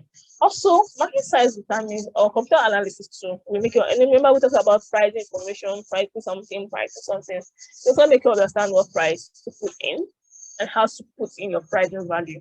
So you can make sale about as part from using your cost of production and everything, information and everything. So you can realize that where's your competitors, people out there, their prices are cheap, and you're wondering, okay, definitely there is something that is wrong with my cost of production that I don't have. And by the time you are done with your computer analysis and research, you should be able to have some answers to where they are getting their product from better. And then if you want to realize that okay, they are being manipulative in some products, in some value, then you can inform the customer in a different way. It's a way that standard, check us out and in a diplomatic way, but in diplomacy, but a clear terms to customer. That's good. Check us out and everything. So back to this. So 20 times 30% completion rate, that's 6 platforms. So on average, this is 6 platforms is what is being used, because customer at the end of the day, they're just like 6 platforms. So even though there are 20 outreach there, 20 platform out there, well, let's see to get that to you, to investors, there are 6 platforms that is working well. So now, you thought that they have 1 million subscribers, or they're able to reach 1 million audience target. Then you multiply this 6 platforms multiplied by 1 million, which equates to 6 million naira. Sorry, I like money. So this means that CodeCamp now. So now I'm putting CodeCamp here as a potential new market over a potential new product. Sorry, checking over an existing market. Right? Do you understand? So it's a existing market for the product. So they're coming and they're checking on what the market is already. So that means that for CodeCamp now, CodeCamp will have to reach 6 million audience to have 30% completion rate. Like if they want to be totally successful and become the better thing, then they have to reach 6 million audience. But at the same time, so why should I reach 6 million audience to have 30% completion rate? Sometimes it will mean that when they're done with computer analysis and research, they realize people, even though they might not even need to reach 6 million audience, they might just be able to understand the process that will be better for more 30% completion rate. So this is how valuable market size estimation is important. Moving on to this. So estimating market truth is computer research helps answer the following questions. That's remember for existing markets. So how much revenue do they have? Is this market big enough? What is the market growth rate? This question will make you understand if you're wasting your time or not, if it's valuable to go into that or not. And as PMs over time, when you do more remote jobs and you can handle more customers, doing this market research and computer analysis will make you know that if that job worth your time or not. Or the job worth your time or not. That's my other thing. The market size can be estimated by the following method. We have methods here. how to estimate your market size. There are all types. So we have the top down, the bottom. Come in a few minutes, please.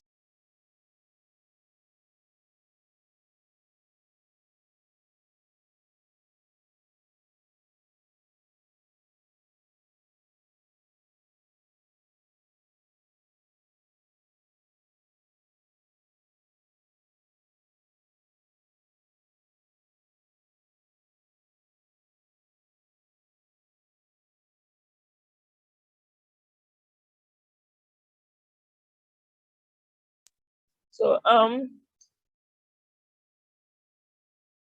so there are different ways of estimating your market size, and so the top down.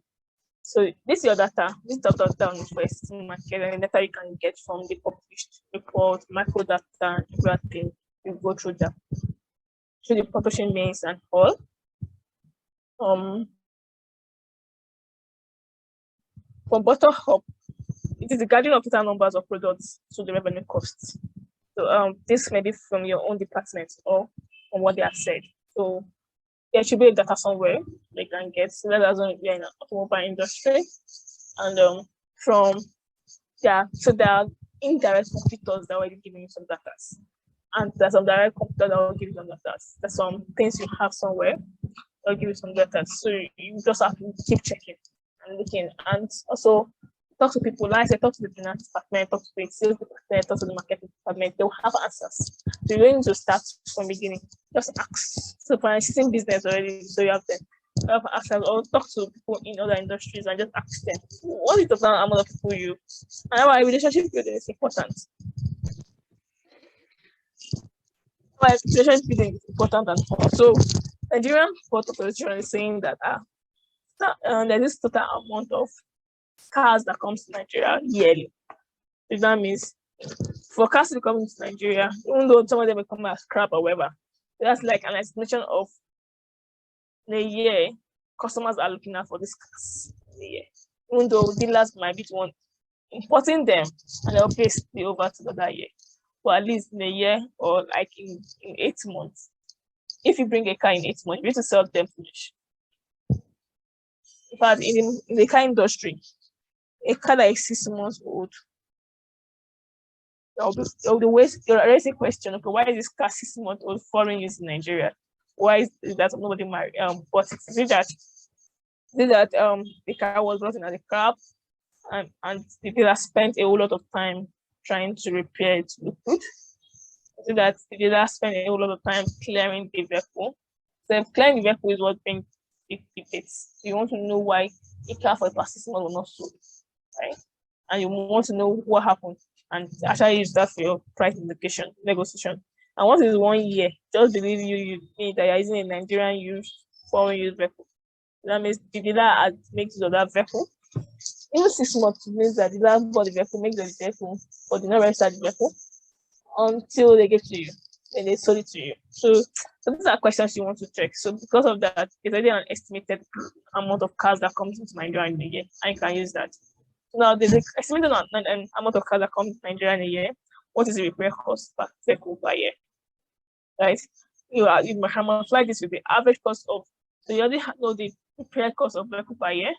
You can give you an average cost of this, and also the cost of spec cars in Nigeria.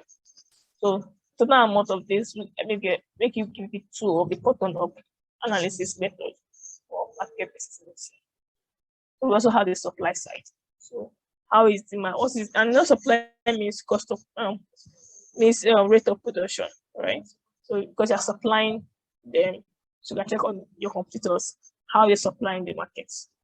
Remember when I made the under computer customer personnel, I talked about how Jerry was complaining because of the supply rate of SLA, and how much it means that if this company decided to supply Jerry two times in a week, Jerry customers will be able to use more of tires, and that means because the company will have more. So you want to check on the consumer, on the supply in the market. Please give me a few minutes.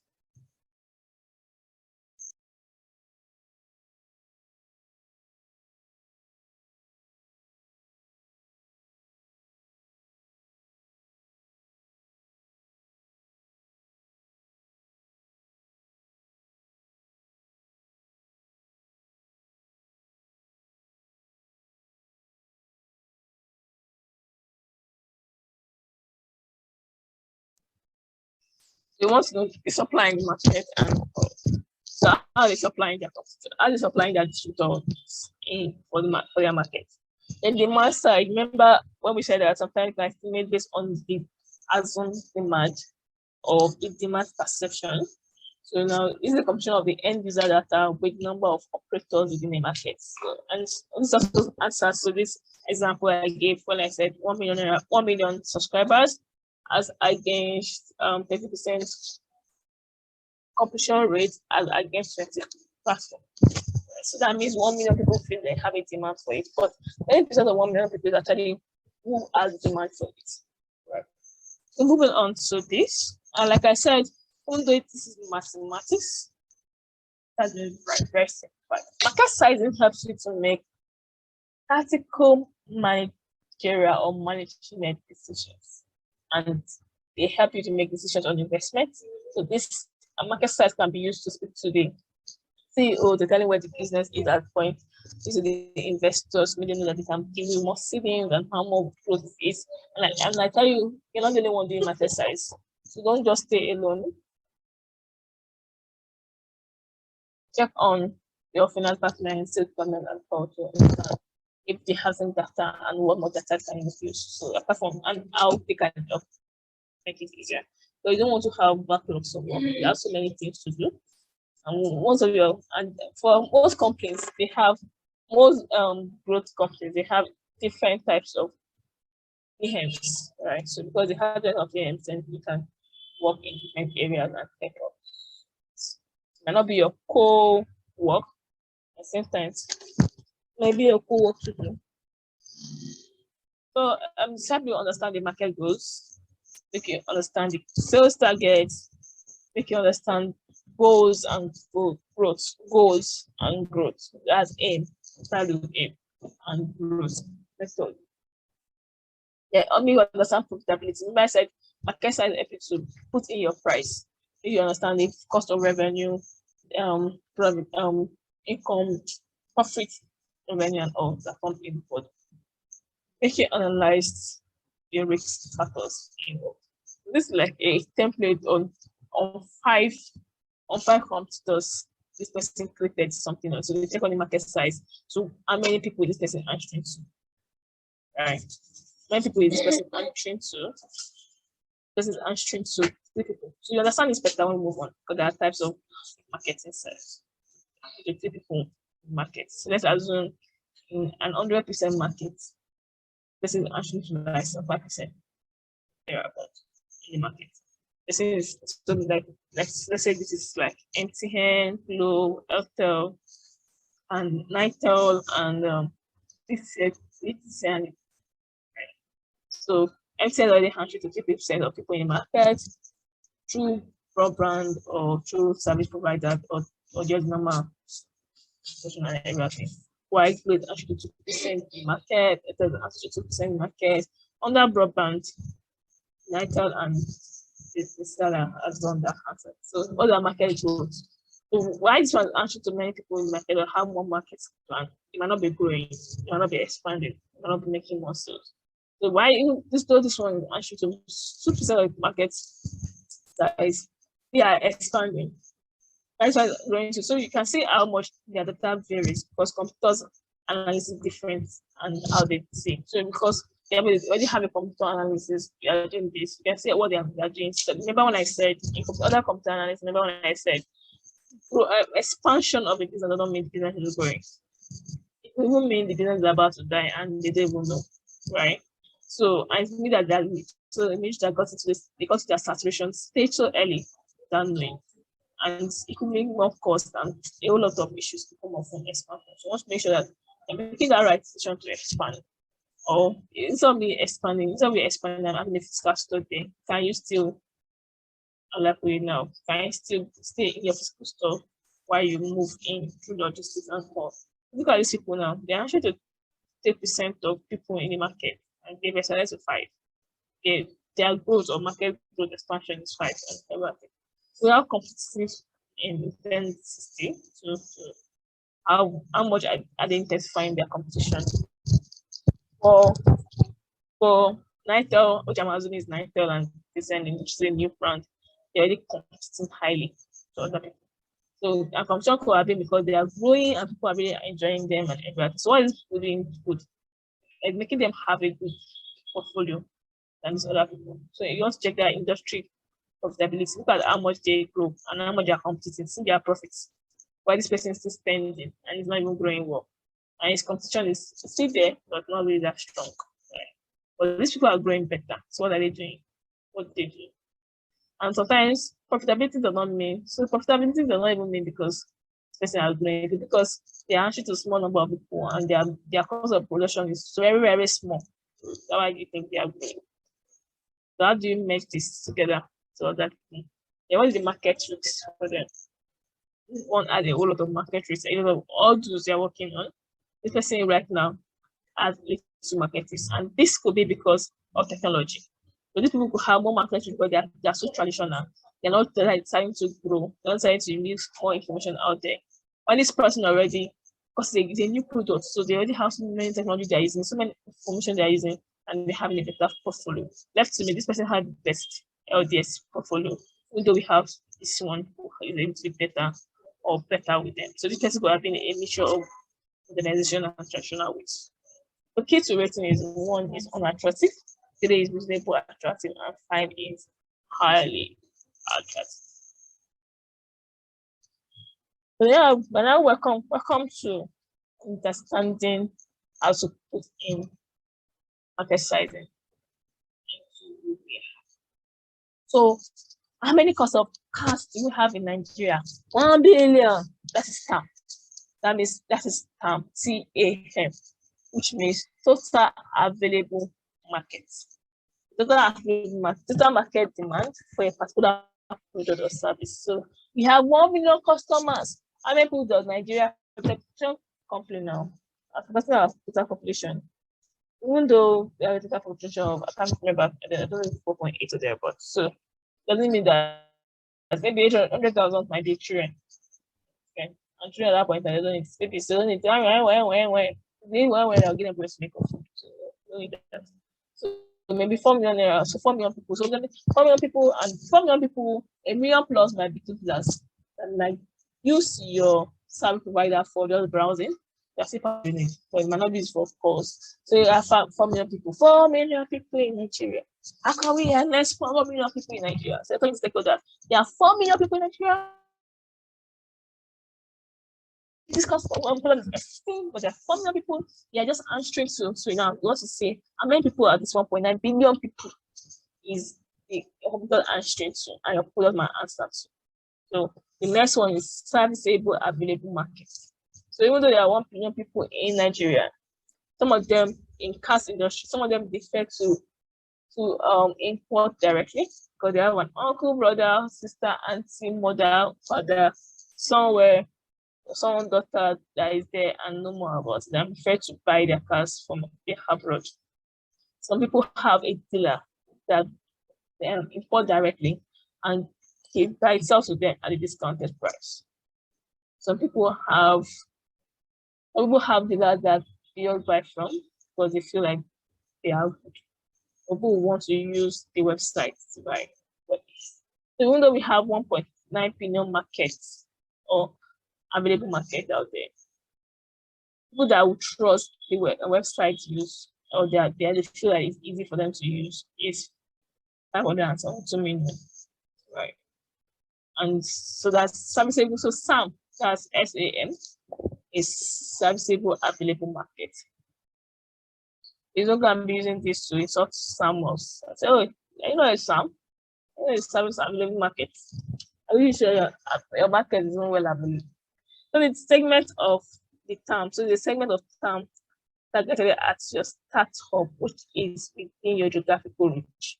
Like I said, so even though it's 1.9 million people, just 500 and something people might feel like website is something I can use, I can trust. Now you see how it's becoming more streamlined and more practical to businesses. And next one you want to see is out of this 1.9 billion plus, there's 12.3 billion your business can answer to. So this is a portion of SAM, it's a portion of the thing. This is what a market is answering to, that draws the market to buy. But inside the car industry, we have AutoCheck, we have GG, we have Car 45, we have Better Cars, we have Easy Cars, and everybody is, we have Move, yeah, yeah. So they are wondering, for 1.9 million people need stickers, but they are saying that okay, people that are okay to say they are buying from website, they are buying from technological companies and all, or those technological spaces, are just 500 and something, and you have those companies here. So which are those we are answering to? So for a industry like GG and Cast 45, and GG is Cast 45 now, GG and AutoCheck and Easy Cars, then other and Move. So they have different customers they are answering to. AutoCheck we're trying to answer to Uber customer because where is a common industry. And after listening to the doctor, which I shared the history of Flutterwave Wave as against Uber, right? So after listening to the Flutterwave stories, feel like, oh, if we use Uber, that means we're creating our own.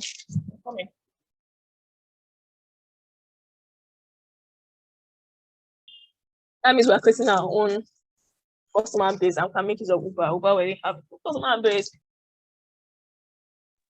You realize that final partners are wondering why did you use Uber, because they don't have businesses and they don't have salary. Most of them are not salary earners. So if you're a salary earner, you can use your salary to buy Uber, a car, and use for Uber. I don't care what you use it for, but I have something I can hold on to. That means AutoCheck is going to answer to set of people, and that's our market. So Move on to that end is answering to these people. I'm going to check on them later. I don't know what they have done to get. So, okay, we'll give you cash. We'll give you cash. And pay us monthly. And they're already partnered with Uber. So you need to do this. So Uber. The Move is MOOD. So now, so you can see how much there are people that are okay with website cars selling. But at the same time, you can't answer to all of them. So you want to be truthful and practical with yourself while the market for us. So the average of this is what you have. So this is a portion of SAM, that SAM, the market people you can plan to capture, or your business will appeal to. So I see how they are arranged. We have the TAM, which is a bigger market, or the general people that can use this product.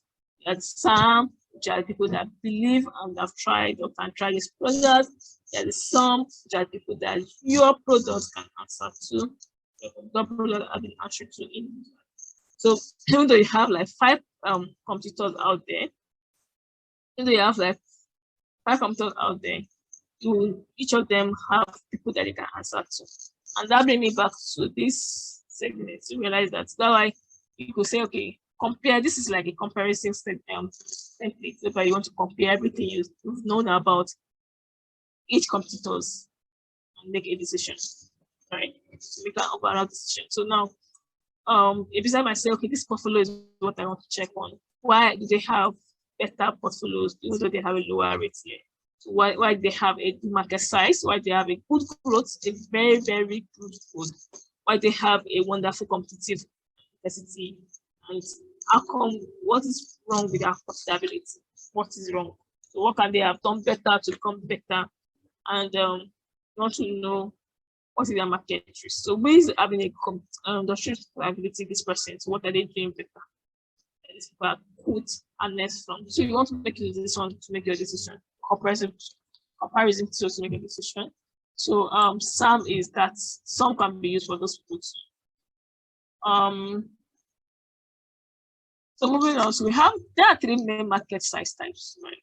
There is TAM, there is SAM, and SAM. It's very simple to remember. Once we got TAM, remember SAM. There are some people, Amo and Tamara. Very simple.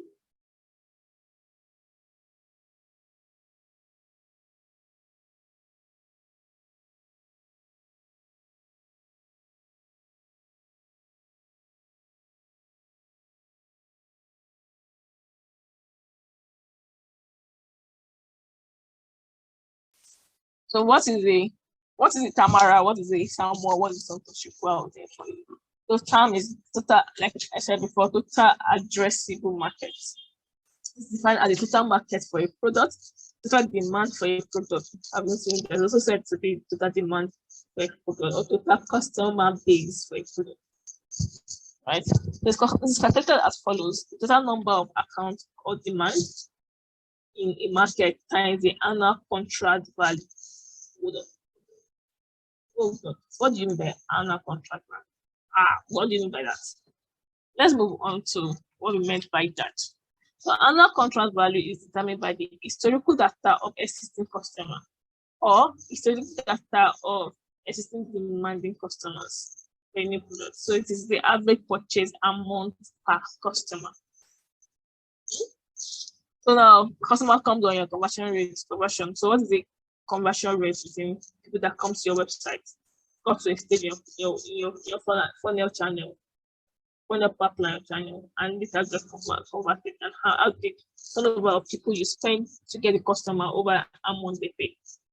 Right. So for example, Coursera has about 100,000. Sorry, I did a mistake here. It's 100,000.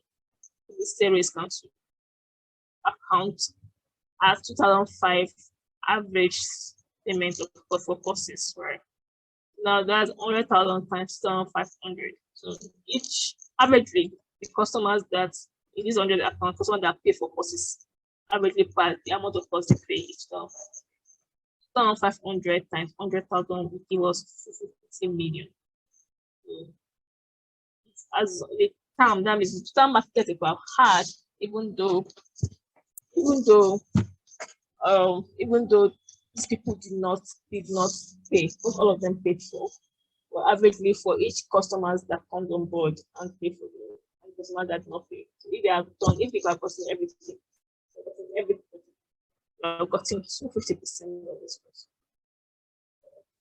I want to relate this to this. A few minutes, please.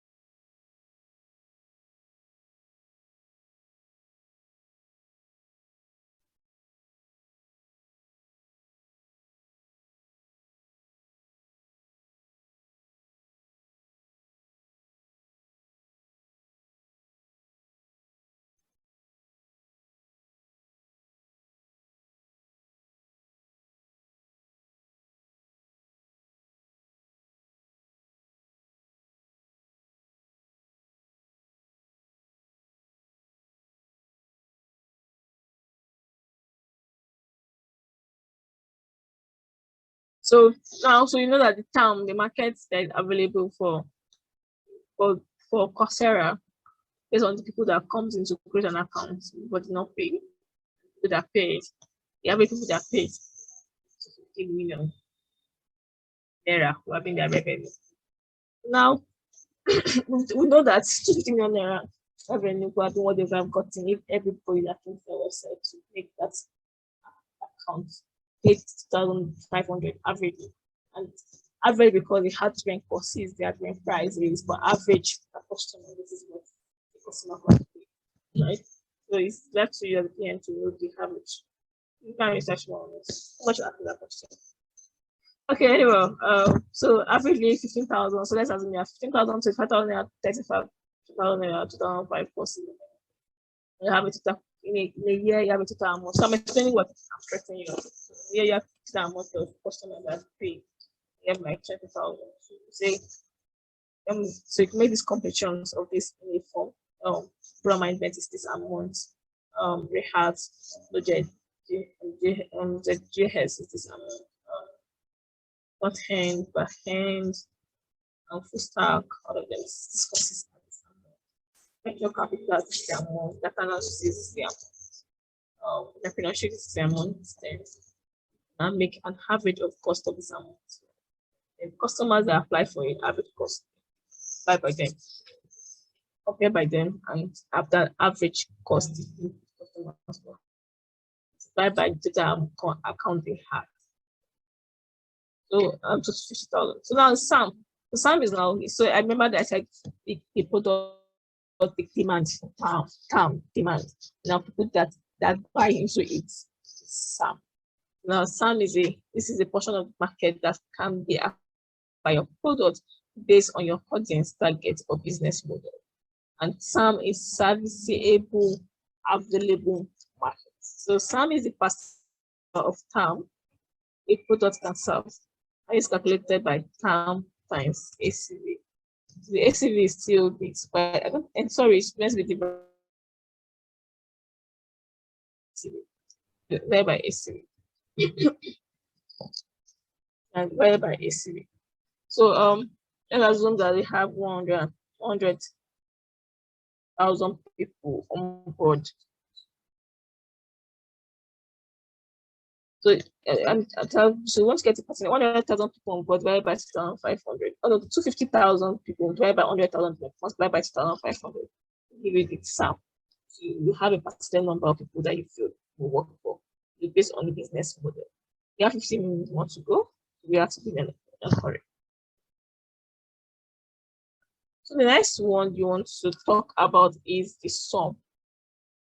That the SOM, which is the serviceable obtainable market, right there. This is the percentage of SAM that can be realistically captured. So 250,000 revenue, 250,000 revenue what we can get. And finance people use this to make a forecast of what revenue could be. So if we are making an average per day 2,500, so that means if you can do more people, that means even though we have 100,000 account subscribers, that means you have to take more. So that means we have like 200,000 accounts that will do times 2 of what we've done, and it will be slightly higher percentage and everything. So that's what they use to tell you the next target or the next KPI or the next OKR. Like,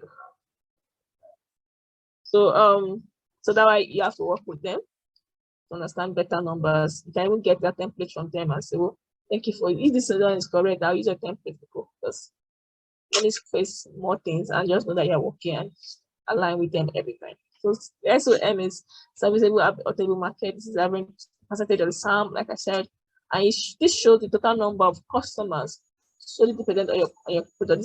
That say I can die if your company go down. I cannot survive without your product. The product is the only reason why I live. You're right and die with your product. So you want to check on that, on how many people really your cost product answering to and how to get more. So market share times SAM. Market share in this case, if the product had been, so I didn't really put a limitation to this for a purpose, but most times the market share you are planning here, if your product is 2 years old, I want to calculate the sum. The market share will be on the previous year multiplied by the current year of the SAM. So that's why this is going to be confusing. So if I want to get it, I can't get market share per month, but if I was only out just manage to do some market share, that means of last month times the present SAM of this month. So our market share for last month or last year can be calculated by dividing the total revenue, that total revenue cost, total money they got, by the SAM, which is the service available market. It's gotten from here. Right, so and total revenue divided by this SAM. So these are what you they print it at the market share for the previous product, previous year or previous period, times the present SAM of the year.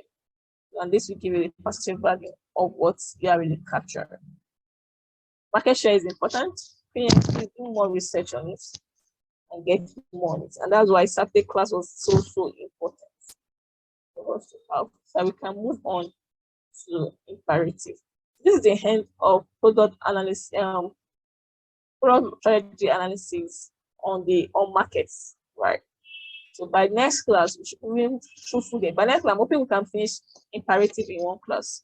So we can move on to product analysis alone, move on to product plan. So we can get into our product requirement document and all, and can then move on to our product methodologies where we are introduced fully to the agile, Kanban, and all of that methodologies out. So with this, I'm saying thank you for today's class. if you have a wedding to attend, please run ahead to plan attend wedding. So you can have party rice. Well, virtually imagine I'm sending you a party rice for Saturday with this. Thank you. If you have questions, let's take a little bit of question. If your question. There's some question that you ask Martha to go and do research. Let's move on. So if you have an answer to some of this question, yeah, let's go on. So what question do you have? If you have a question, raise up your hand. We are just 5 minutes for questions. You go say hi. Can you hear you? Oh my.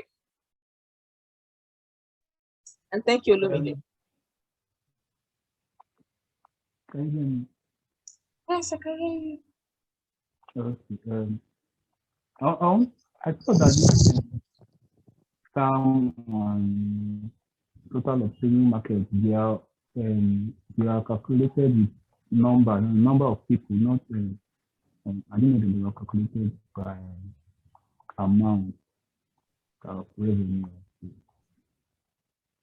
Do you think TAM is calculated by number of people? Yeah, so TAM is calculated by number of people. That's number of people open to the market, right? So and that's people are customers, right? But as you're coming into customers, you want to start seeing your revenues. Then Sam is talking about the revenues, percentage of the TAM multiplied by the average cost. So that's when average cost is coming in and becoming more of amount and revenues. Because actually, it's not just about people that come to your message or know about your products. It's about money. How are you getting your conversion? How are you getting your money? How are you getting your revenues? And a business the growth of a business is not about how much profitability they make, how much revenue they make, apart from how much people are they penetrated to. Does this answer? So customers are money actually. So for even though you see one customer, just know them, just see money. You're seeing money on them. So how do you get this money from them? And that's why the customer purchasing behavior pattern needs to be studied well to know how to get that money from them. Look at what the Amazon AI, Amazon Go we did. Maybe not I shared. I told you that at the end of the day that this thing they did is just to make more conversion rates and more money or make more sales from people. Because I know that I can buy, they've removed so many pain points, I can buy more products. At the same time, they were even introducing, in that video, they were introducing credits. So that means over there in the US, we know that they use their credit card a lot. So even though when your bank account is red and then claim, then you can buy more knowing that you can pay later. That's a whole lot of conversion. So at that point, they're already bringing in some and you already know that. So does this answer questions, Chigozie? Yes, thank you. You're welcome. Do you have another question before we run off from class today?